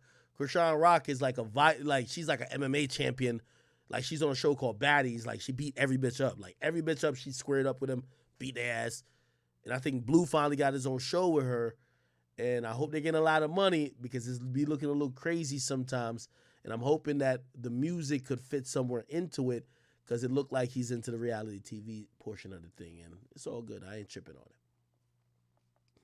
Holy.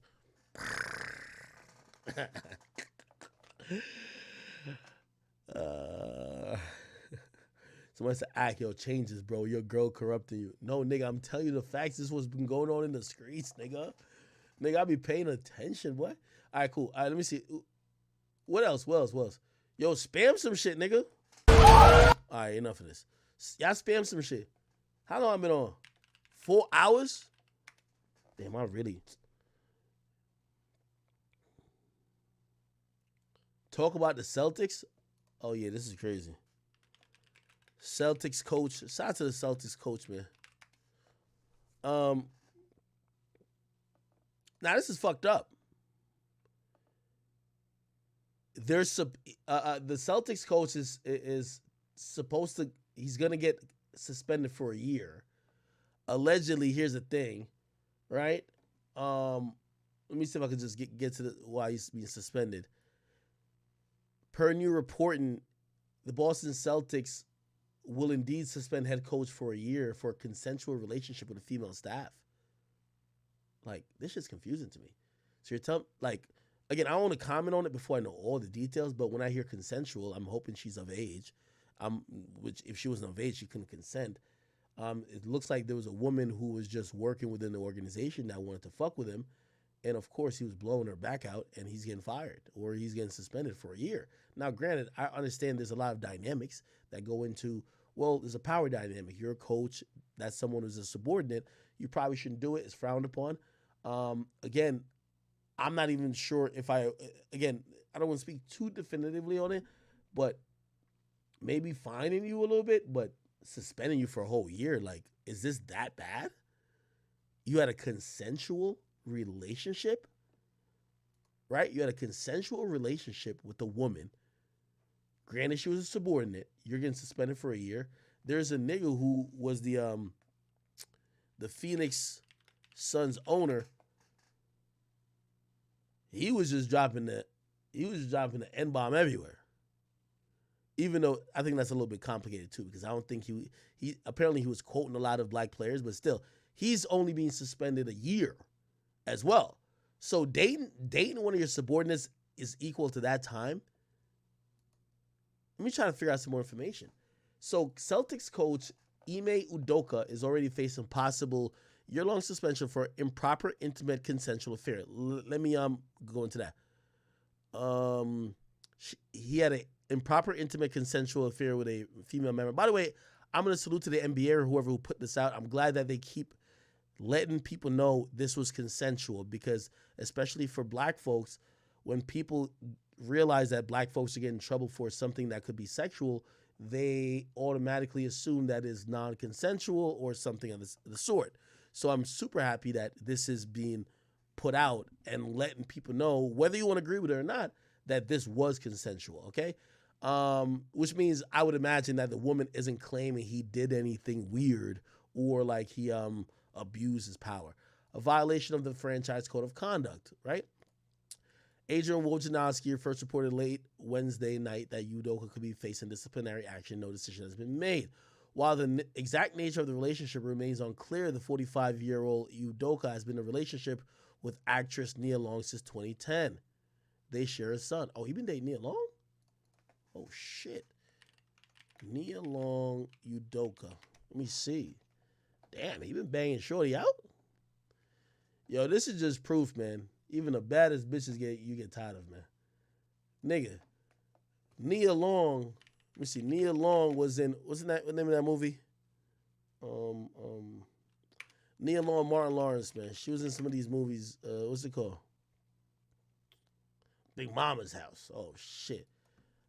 My dick was hard every time I seen that chick on stream. Nia Long, Big Mama's House. Like, she one of those chicks that, like, dudes, like, that's on your wish list. Like, you would love to, like, you know? Like, she was bad, bro. She was just bad. Feel me? Man, she was bad. Like, on the movie, she was bad, bro. Look at Martin creep-ass snuggling up for her. Holy. So you tell me this Udoka, oh, look at this. She had them things on her, bro. Holy. She had them things. Holy. Nah, she was good money. And she was a natural black queen. Oh, nah, she was bad, bro. Oh, nah. So you tell me this Udoka nigga was piping her out and he didn't give a fuck? You see? Even the baddest chicks, man, niggas get tired of piping out, though. I ain't gonna, yeah, that's what it is. Udoka Nia Long. Let me see if I can see some pictures of them. Apparently he got a kid with her, too.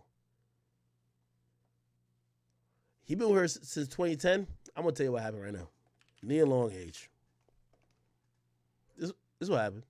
Nah, Nia Long 51, of course. How much y'all want to bet? Listen, I got $1,000. Who want to take it? Who want to take that bet? I got $1,000 that let me not say, the chick he's fucking on the Celtics or whatever, she's at least 35 and under. Facts. He's not fucking no more 51-year-old chicks. Damn. Yeah, she 51 though. Yeah, 51's 51, bro. When I hear 50s, I'm thinking about my mom's. Yeah, that's a dub. Now, she bad though. She bad though. But he got a kid with you already. He already locked you down. Yeah, that nigga gonna get his. I'm sorry. I'm sorry. What's the last movie she been in? Nia Long. Filmography. I'm sorry. See, females don't want to admit that. You know what I mean? They don't be like, oh my God, he's just such a dog. You know what I mean? You should have just kept faithful. Hell no. That nigga just went to the, like, to keep it real, that's probably going to, I don't even want to say, it's not going to be a nigga's downfall. It's just, I think it's just men, period, bro. It's just like, nobody knew this nigga Udoka. Like, to keep it real, salute to her. She found this nigga, right?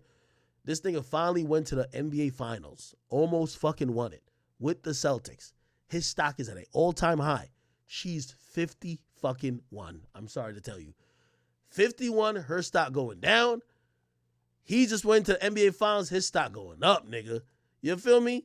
Nigga, I'd be surprised if he was only fucking one chick. Nigga, he probably had a horde of bitches. I'm sorry. That's how it goes, bro. I keep it 100. Oh, the other chick was 46? No way. Wait, his other girl was 46? Oh, he's an idiot.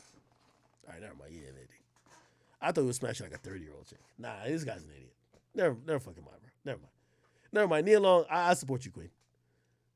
Neil Long, I support you, Queen. Fuck that. He was fucking a 46-year-old chick? Where can I see the chick's picture? Neil Long. Like, I ain't gonna lie to you. I'm one of them niggas who, bruh, I know some people want to be on the morality like, oh, no, cheating is wrong.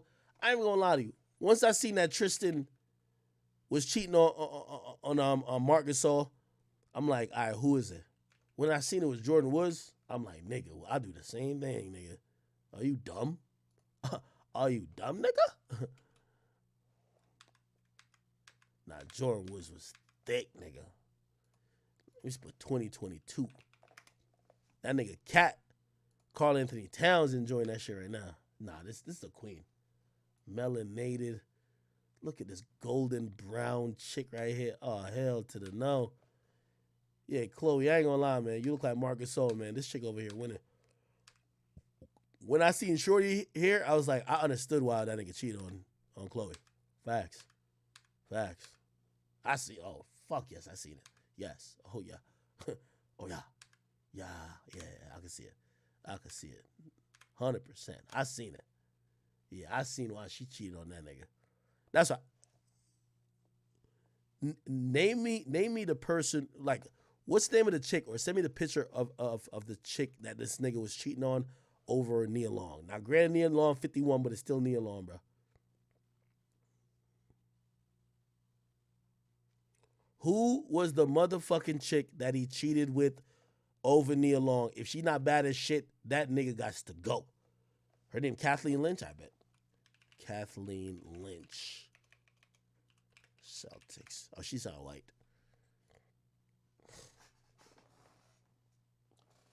That nigga gotta get fired. Fuck it. Fired. Bad decisions. Bad fucking decisions. Fired. He made more. I knew he was making bad decisions, nigga. He should have put like 4 niggas guarding Steph Curry anyway when Steph Curry started sparking his ass in the fucking finals. Weren't they up like 2-0, like 2-1? Nah, fuck that. Fire this nigga, man. This nigga gotta go. No sympathy. He got to go. I can't take coaching from a nigga who's doing this. Oh, hell no. He gotta go.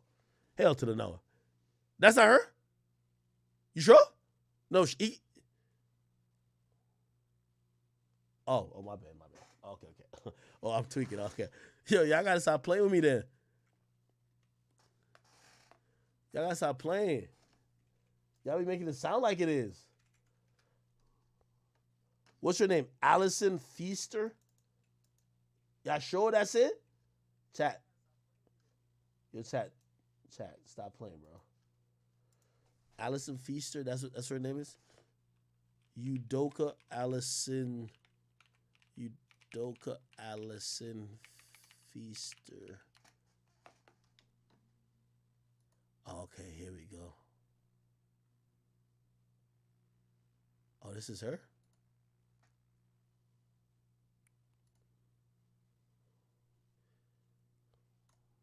I ain't gonna lie, man. I gotta see a picture of that ass. Fuck that. Allison Feaster, here we go.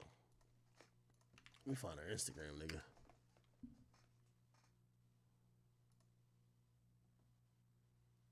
This is her? Oh, she used to be.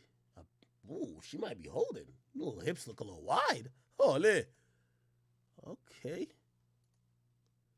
I know she ain't snitched. Did she snitch? How does it get figured out? Look at this nigga, Jaylen Brown. He looking like, yo, I would fuck you, but my coach fucking you already. Look at this nigga right here. This nigga said, if I wasn't fucking LMA, nigga, I'd fuck the dog shit out of you. Okay. She 46. And she work out. She be running a lot. Oh, she used to be playing in the NBA? Yeah, her shit probably extra tight. Get it right, get it tight. Okay. I see what's going on in this bitch. Okay.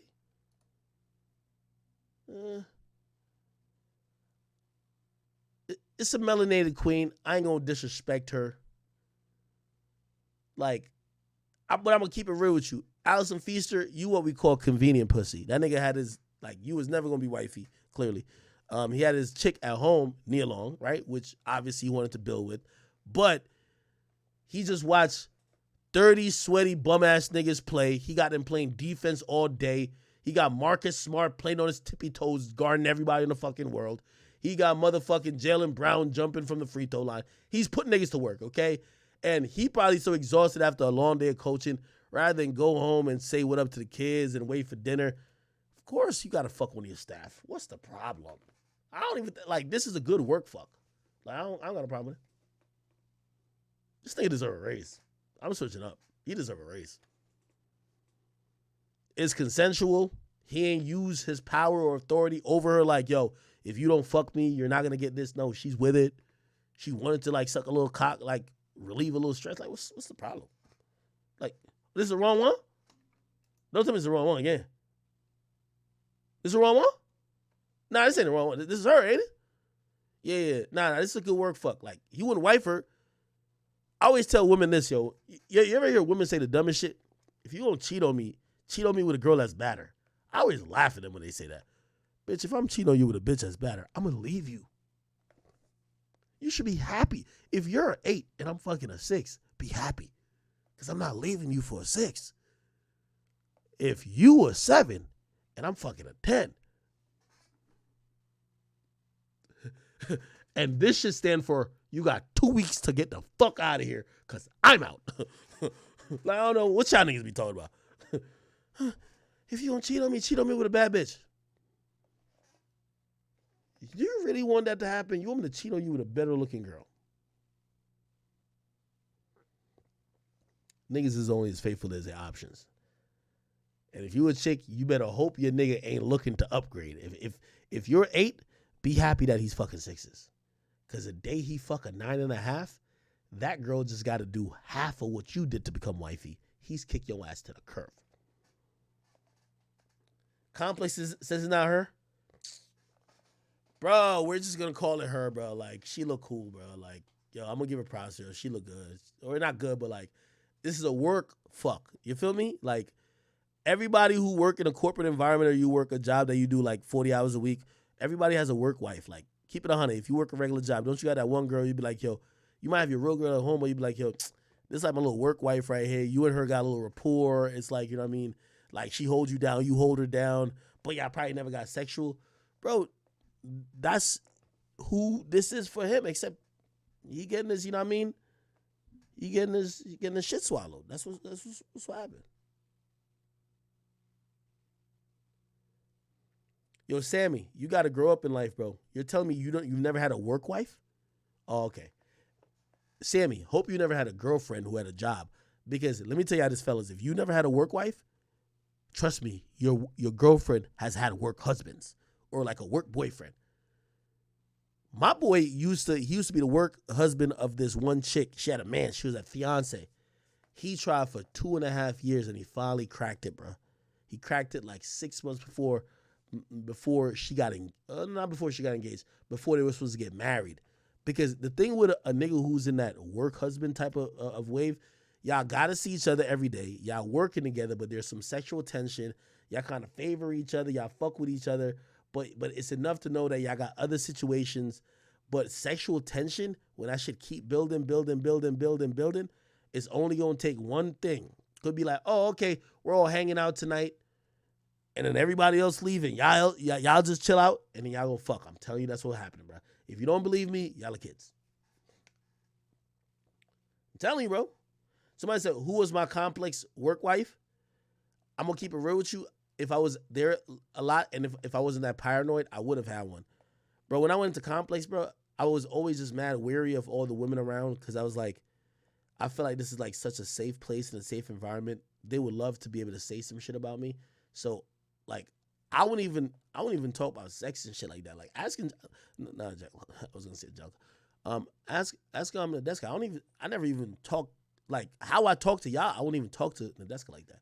Just cause like you know how, like people will be like, oh no, because sometimes I'll have humor that might be sexual, and then a chick might be like, oh no, well, in a corporate environment, be like, oh no, that came across like you were trying to harass me or something. So I don't bro, complex is squares, my nigga. Like, I'm not talking to none of them chicks like that.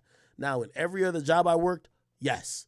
Like I worked at a computer lab. I definitely had this chick that was like a little, you know what I mean? Like low key, there was always vibes like, yo, like people would be like, yo, y'all should fuck. And I'm like, nah, like we friends. But the whole time I'm thinking in the back of my mind, oh, would I love to fuck this bitch? I want to fuck her at work too. You know what I mean? But, you know what I mean? You don't also want to fuck up your job. And that's another thing I've learned over time.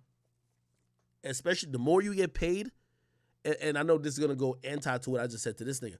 The more you get paid, the less you should start having these work wives or work husbands, because that's going to fuck up your job. Anytime you fuck a girl at your job, shit gets weird. Trust me. But if you're at a job that you're not that high up, or she's not that high up, yeah. But if you if you're a supervisor, bruh, if I'm you, don't fuck a subordinate. Now, if your supervisor want to fuck you, you do it, of course. You know why?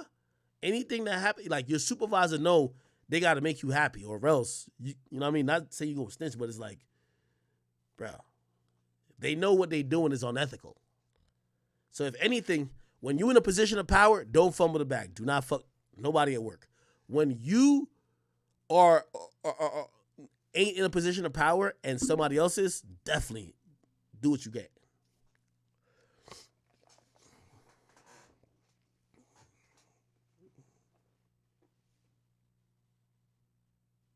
Somebody said, if Nadeska is married, a part of you died? Yes, Nadeska is married with a kid. I love Nadeska, and I'm glad I've always looked at her just in the sister role. You feel me?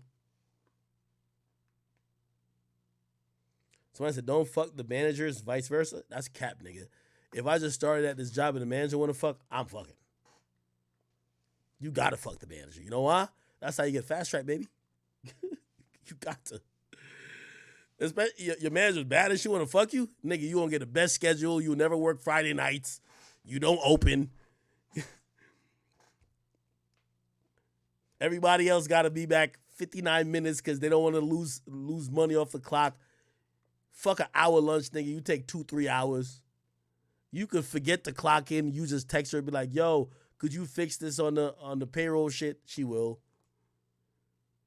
That's all when you're the subordinate. When you're the manager, nah, don't do that. Don't do that. Because once your other coworkers know you're fucking shorty, they're all going to use it against you, bro.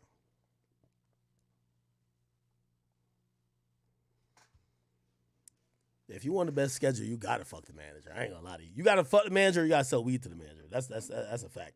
If you the manager's plug, you favored. If you fucking the manager, even better. If it's a nigga, sell weed to him. If it's a chick, hopefully she wanna fuck you and you fuck her. I'm telling you, bro. For real, bro. I'm telling y'all, man.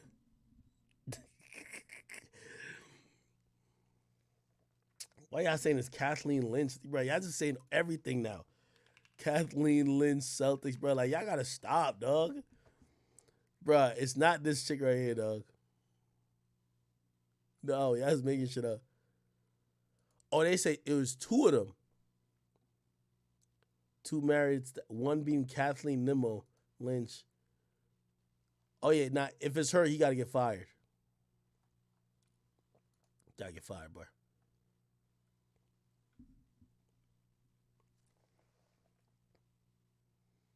Wait, that nigga was fucking two different chicks? God damn it.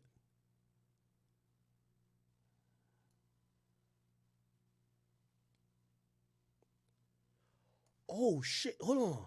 Oh, shit. He had relationships with not one, but two staff members. One deleted all social media accounts. The other turned off all comments. Both are married. That boy is sniper. One was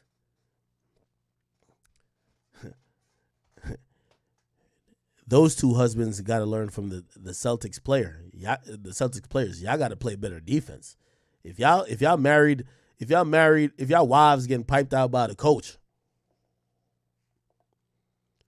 One was married to a senior vice president in the Celtics organization who... Wait, hold on. One was married to a senior vice president in the Celtics organization. Bro, nah, you gotta get fired. That's another thing you don't do too. Never fuck your boss's bitch. I'm telling you, bro. Never do. Bro, didn't I just say that with the whole B2K shit? So one of them were married to a vice president in the Celtics organization. Oh, you gotta go. Fuck a 1-year suspension. You gotta go. You'll never recover from this. You're done. I'm telling you, bro. Yo, if y'all care about y'all well-being, don't fuck up niggas' relationships, bro. Y'all just gotta learn how to take it on the cheap, bro. I'm telling you, dog.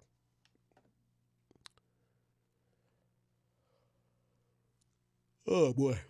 Yo, I'm still trending. What the fuck they talking about me now?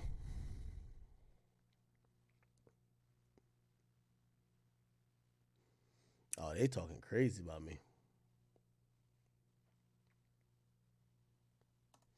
Oh, I'm on TMZ?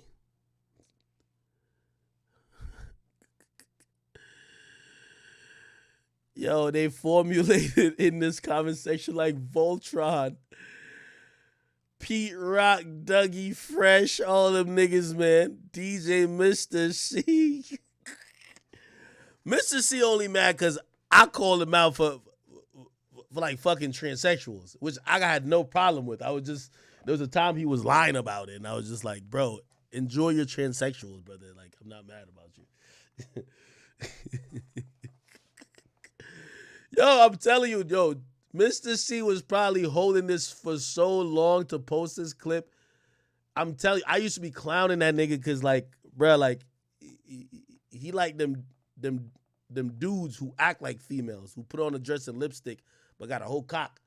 And I was never clowning him because, everybody have their own personal opinions and wants, but probably did. Anyway, I'm going to be on Breakfast Club on, I guess, Monday. We're going to talk about this and a lot more things. Your Breakfast Club only called me as soon as the old head's mad at me. It's cool, man. I'm going to go in there with a lot of old head talk. We ready for it. Yo, chat, I'm about to get the fuck off of here. It's been 4 hours, man. I love y'all so much. I told you I was going to be back on today. What's my guy's name? LL, I love you, bro. Thank you for paving the way, even though I don't think you one of the OG pioneers, but you definitely one of the guys who paved the way over the time. Hopefully you heard my explanation. I'm still standing by the dusty shit I said. You know why? Because a lot of y'all niggas ain't passed the ball. And a lot of y'all niggas got a lot of comments about new artists these days, and y'all niggas all got fucked in y'all contracts. Y'all never own shit. Every time we watch a fucking documentary from back in the day, all y'all look like y'all were getting victimized, okay? Oh, shit, look at Pebbles. Pebbles took all their publishing. Come on, bro. Like, man, that's why when y'all criticize new artists, I be looking at y'all like, y'all sound clownish.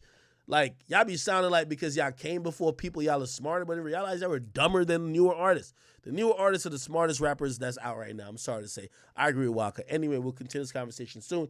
People, I love y'all. I probably did miss a couple topics. I'll be back on in a couple days. Love y'all, love y'all, love y'all. YouTube videos coming soon. Also, the YB in the Mirror episode is up of Off the Record. Go to Spotify, search Off the Record. Please go watch it. Go support it. Thank y'all. Twitch gambling? Oh, okay. No. I definitely want to talk about this before I get off here. So Twitch banned gambling, and honestly, I think it's very important that they did. Gambling is a very crazy addiction. I want to be very clear with y'all, and also I want to be honest with y'all. I gamble a lot off stream, and I had a deal one time, actually with dual bits and then stake. But I want to let you know how destructive it is. Fortunately these days I make a lot of money, and I'm down $1 million in gambling, and I want to be very clear and very honest with y'all. I still gamble every day. You get what I mean? But it's $1 million of my money. And all of it is on like FanDuel. I'm gonna keep it 100 with you. And that's not cool. If I didn't make as much as I did, I would probably be doing desperate things to keep, getting money to gamble with. Fortunately, I'm not at that point, but it could be destructive because every time when you play, like today, I won. I kid you not. I'm gonna be honest with you. Today, I won $60,000. That's one of the reasons I was hyped to come on stream too. I won $60,000. But bro, I'm down. Actually, the exact amount I'm down is $870,000 overall because it shows you. It's on FanDuel. It shows you, nigga, like whether it's sports betting, whether it's poker, whatever. Gambling is nothing that's really profitable, but it does give you a dopamine high that it allows people to think that you're gonna win, and it is kind of very dangerous when you're promoting it to your audience. That's why, like, I did feel conflicted when I did have the stake deal because it helped me because I didn't have to put my own money in there, right? Because stake was giving me money. But in reality, bro, I was probably encouraging y'all to go gamble, and y'all might not have as much money as me, but like shit, maybe you have 5,000, 10,000, 20,000, bro. You gamble, say 40% of that or even 60%, bro. Now you're in a situation because you can't pay for this, can't pay for that. I think Twitch had to do something about it. I think the timing obviously is interesting because a lot of things Twitch should be trying to police or do things about, but this came down rather quickly, and I kind of agree with it, but I kind of don't. And what I mean I kind of agree with it is that I'm telling you, watching people gamble makes you want to gamble. I gamble every time I see somebody gamble. I don't do it on stream. I gamble privately. But when I watch a streamer gamble, I do gamble. And this is not woe is me. This is not feel bad for act. I gamble. So if it does that to me, a 30-year-old man, what does it do to kids? So I understand why they're taking that stance, but also when it comes to influencers, like Aiden's my guy. Aiden was making a bag off of this. Like when I mean a bag, like reportedly getting like, let's just say more than 2 million, but less than 5 per month for gambling, right? And he, just like there's another guy named Trainwreck, they were always like really honest, like, yo, bro, honestly, y'all shouldn't gamble. I know y'all watching me do it, but don't do it. But gambling is one of those things. If you go to Vegas, if you watch a nigga win $100, he could tell you all he want. Don't do this. Don't put your money in it. When you see another nigga win money, you're gonna put your money in it, and it sucks you in. And I'm gonna tell you, there was a time, like there was gambling runs through the family too. I'm gonna keep it 100 with you. My father had a gambling addiction, heavy gambling addiction. Gladfully, nothing that where like he was gambling, to where we didn't have a place to live. He by the way, and also gambling doesn't care about educational level. My father was a head principal, one of the smartest people in our neighborhood from Jamaica, but he had a gambling problem. And I remember my mom, even to this day, my mom didn't even know I lost that money, so hopefully she never see the clip. My mom always be like, yo, you're just like your daddy, but she always warned me about gambling, but I still also got into gambling, which that's when it also made me think, I'm like, I don't think gambling addiction is hereditary though, but I did get into it. I'll tell you, before I got some type of fame and notoriety and started making money off what I love to do, which is obviously this now. I was working, it's my only last regular job. I had this in 2013, 2014. I was working at Verizon Wireless, and I was working at their headquarters fixing computers. And I remember I used to get paid $560-something every week. I was a temp worker. I was trying to be permanent in case this YouTube stuff didn't work out, or while I was waiting to try to get like a job within my field, which is biomathematics. That's like a lab job, right? Usually, unless you want to go to medical school. And I used to get paid by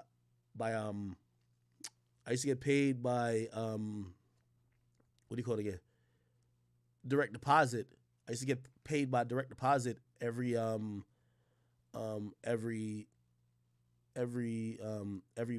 Thursday night at 2 a.m. And I would go to Atlantic City. I would drive 2.5 hours down there from where I used to live at. And I would be gambling Thursday night. And then sometimes I run out of money.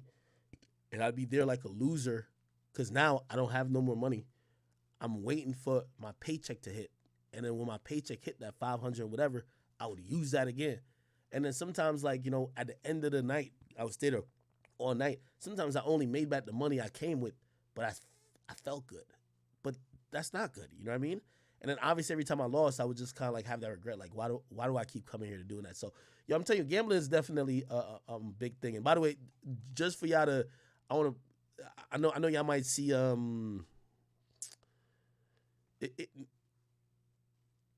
gambling. If you might be like, yo, Ak, so why do you still gamble, right? Because you always feel like you could win, and you might be like, well, Ak, you say you're down 800,000. On the site I've played on, it said I've gambled through $30 million, which means I don't have $30 million. That's not, I don't have that, but I've placed bets that it's actually more. It's like 37, I think. So it shows I've lost 37 million, but I've won 36 million. So like pretty much it shows it's a 50. It's kind of, it's not 50-50. It's like 53% the casino, 47% you, and that alone is why you still gamble. That's why it's so addictive. You know what I mean? It's not like if gambling was you just lose all the time, you would never do it. So really, I win about like half the time and I lose about half the time. But if you keep doing it long enough, right? I've gambled through $37 million, right? Again, I gotta say, I don't have $37 million, right? But for example, if I gamble $100, right? Say I win 100, I lose 100, I win 100, I lose 100. If I do that 10 times, it's gonna say I gambled $1,000, but I only have $100. You get what I mean? So I'm just telling you how many bets I've placed. So it said all the bets combined, it's been $37 million. All the wins combined, so all the losses end up being 37. All the wins combined was 36. So the net is how much you really lost, which is like 800,000. But if you look at that, you're like, well, this is kind of fair. Like, you know what I mean? You always think that you have that 50-50 chance, or you always think you're lucky. So, you know what I mean? I understand with Twitch doing it, especially there's a lot of kids on here. Bro, like a lot of niggas that on here is capping. Y'all could say don't do it, but you're talking to kids.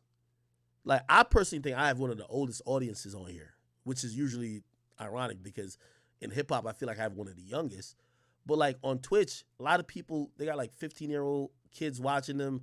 Like Aiden got a bunch of like underage kids watching them. You know what I mean? And I'm telling you, gambling isn't like sports where you could just watch it and be like, oh no, I won't do it. Like some people would be like, oh, I like watching Ninja. I like watching Tfue or whoever who's clicks, who's nice at Fortnite. And I probably can't do the things they could do, but like I like just watching it, right? So I might not have to be like, oh, I gotta play now, right? But when it comes to gambling, when you see somebody win, you're gonna go try your luck too. So, bro, I understand both sides, and I'm not trying to hate on the creators. I think something had to be done because it was getting people addicted. And I think all the creators weren't taking responsibility of what they were doing. They were just moving the goalposts. Oh, well, I'm not doing anything bad because I'm actually gambling with my balance. What does that mean? State gave me, say, $10,000. You're gonna see me gamble with $10,000, but I just lost $6,000. But did I lose $6,000? No, I made $4,000. You know what I mean? So, I kind of understand it. I only keep it real with y'all for that. Like when it comes to that, because nigga, gambling shit is real.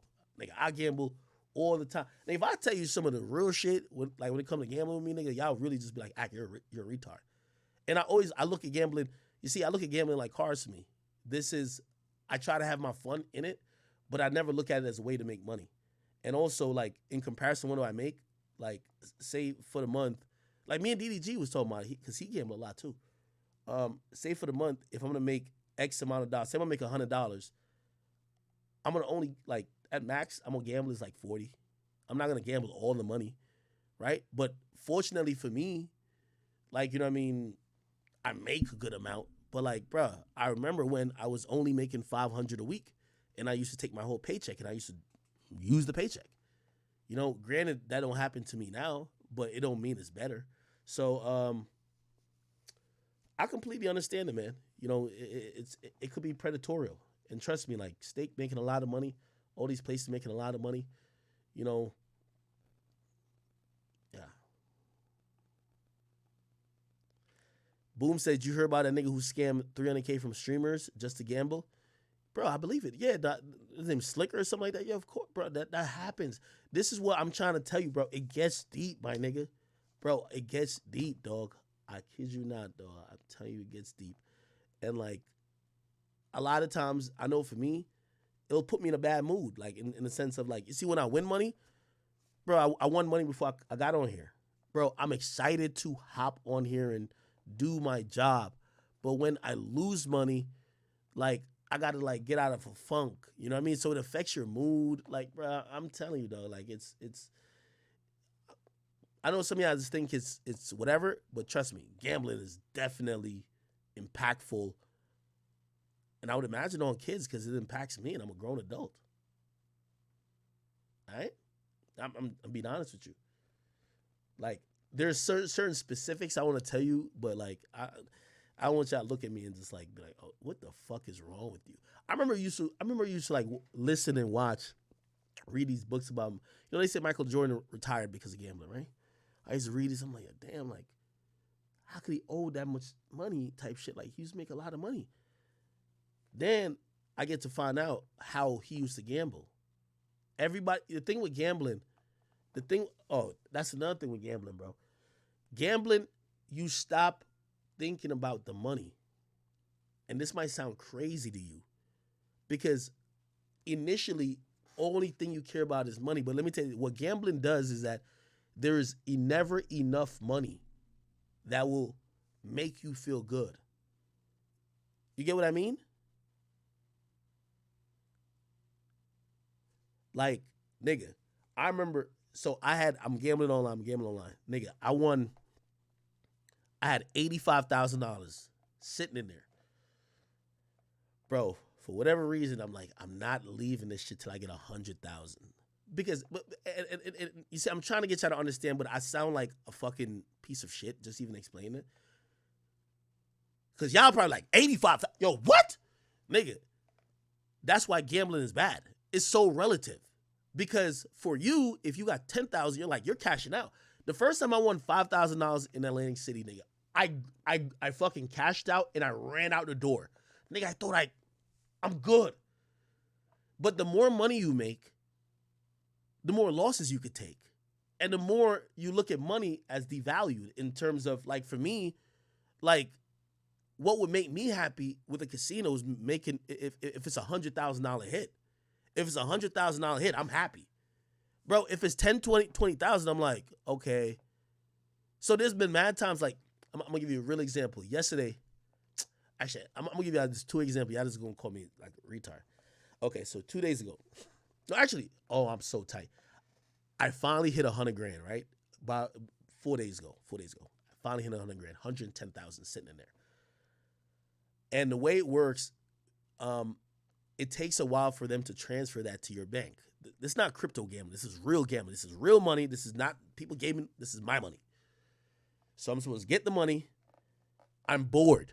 I'm like fucking bored. I'm early in the morning because I wake up really early. I take my dog out. I'm trying to think of work to do because, like, I'm an addictive personality always. So I always got to think of work to do. Like, let me do YouTube video. I'm trying to like get myself occupied. I'm waiting for this money because I'm happy. I'm like, I finally got to 100K. It's 110. Okay. Usually it gets transferred in about 2 to 3 days. The first day, I'm like, I'm not touching it. I'm happy, whatever. I'm happy.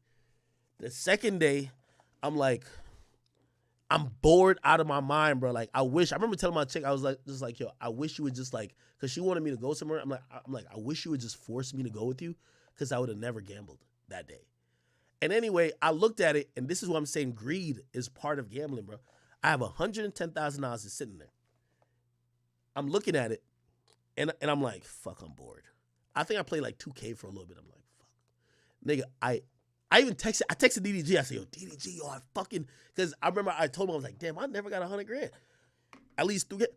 I texted him, we celebrated. He's like, yo, take that shit and run. All right, cool. I'm still waiting for them to deposit my shit. Then all of a sudden, I'm telling you, this is what gambling does to you. I'm like, well, you got 110. Yo, you was mad lucky when you got 110, bro. Yo, nigga. Yo, how about you just cancel the withdrawal and use 110 and make 150, nigga? I'm like, fucking genius. Bro, I canceled that withdrawal, my nigga, and I lost every fucking dollar. I couldn't believe, bro. Every fucking bet I made, I couldn't fucking believe it, bro. Nigga, I'm gonna tell you how much. Like, nigga, this was so crazy. This is through FanDuel, so like I'm on the extra VIP list for them, bro. You know they just hit a lick on you, nigga. After I lost all that money, they gave me 10,000. They text me. They be like, yo, hey, we added 10K to your account, and I'm like, and really the 10K, you got to play through it, but the 10K is really for you to deposit more money in there. But I'm like, they just hit me for 110, bro. So like today, I'm in a good mood. Okay, I got 60. I'm like right now, I'm about to get off stream, I'm about to eat a little bit. I'm about to go do some YouTube videos, update it, Instagram, all that shit. Like I'm a very obsessive person, so I gotta just keep working, and not blow the money that's just won. But that's what gambling does. I'm being very honest with y'all. And granted, I don't want nobody to feel bad for me. So like if I mentioned 100,000, I could lose that. It's fine. And I'm not saying I'm like a fucking billionaire, but I'll never gamble. I got employees to pay. I have all these fucking, supercars and fucking mansions and rent for different places. I'm not that dumb. I'm like, it wouldn't get to that level, right? And also, I always tell people, like, the reason why I got a chain now is because, like, gambling makes you feel money devalued. So I remember when I did get the money, I was just like, yo, let me just buy something tangible with it, because what's gonna happen is I'm gonna give it back to the casino. So gambling is very destructive, bro. I'm giving y'all my realistic approach and my realistic, story about it. This is not for y'all to feel bad for me. Ak is not broke. Ak is, if I could lose 100, just think about it. If a nigga could lose 100,000, he's fine, right? It's cool. And I made back 60 today, so I got 60 back there. Don't feel bad for me, but I do understand when people are talking about these things. You feel me? That's one of the reasons why, like, I ain't gonna lie, I do want to, or I did want a state deal, but I'm gonna keep it real with you. This is how I kind of rationalized it. Nothing a lot of creators rationalize like this. Nigga, Drake is worth $1 billion, and Drake is promoting the gambling shit online. He's not having that morality thing, and he's way richer than me. So if Drake gonna take $100 million to do that, if you get your little 50,000, why would you feel bad if Drake don't feel bad? I remember, I ain't gonna lie to you, like, because there was a time when people was getting like, oh, this state shit is wrong. I fell back. I was about to talk to them again and be like, yo, nah, I'll get back into it. And the reason why was Drake did it. I'm like, damn, I'm over here thinking I'm morally bad, but Drake, the person who everybody loves, because I don't want to be no fucked up person. The person who everybody loves, Drake, is doing it. If Drake is 1,000,000 times richer than me and he's doing it, what good is it if I'm like, oh no, I'm being a moral police. I just don't want to. So it's kind of one of those things, but I understand Twitch had to make a move. Just for all of y'all, if y'all watch streamers who gamble, just be very careful. Know that a lot of people, especially streamers, are getting a lot of money. And I'm telling you, I'll give y'all this personal experience, and I'm this honest about it. I'm dishonest just because, as I said, there was a time before I got to this position in life where I used to go to the casino and I sometimes would lose the money I have, and I would have to wait because sometimes direct deposit would hit at like 2 a.m. I would have to wait. So sometimes I'm broke at midnight. You got to wait those 2 hours, and I'm sitting there watching everybody. It's almost like you're like, damn, man, as soon as I get this money, I'm about to make it back. And sometimes I would lose that too. So just be careful, people. Feel me?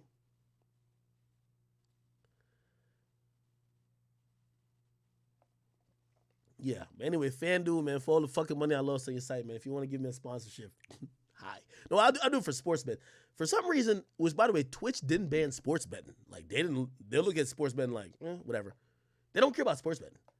But they do care about like blackjack and poker and slots, and I think it's really because of like, I think Stake and a few other websites have taken over this platform and getting everybody who's big to promote it, whether it's XUC, whether it's Aiden Ross, and all these other people. So who knows? Somebody says, "Yo, Ak, your new name is YK Osiris."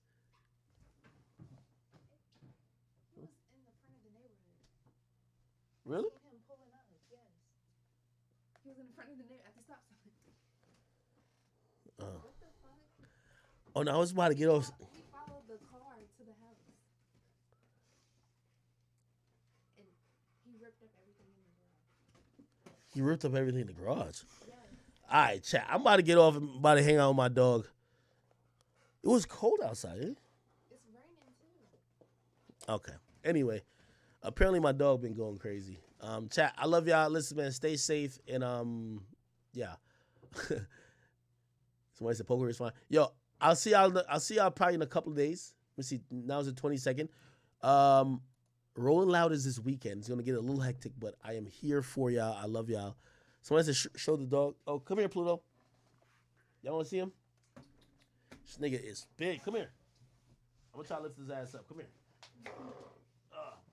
No, come here. Oh shit. Oh shit. Look at this motherfucker. Yo, big as shit. I remember when I used to hold him like this. Like, it was like 3 months ago. Like, this nigga is huge. Yeah. And yeah, he's on his feet still. All right, bro. You got it. Okay. Say bye to them. Okay, it won't happen. All right, people. Catch y'all later. Love. Hopefully I got some from the stream. Some entertainment and also some, life advice. Peace. Love y'all.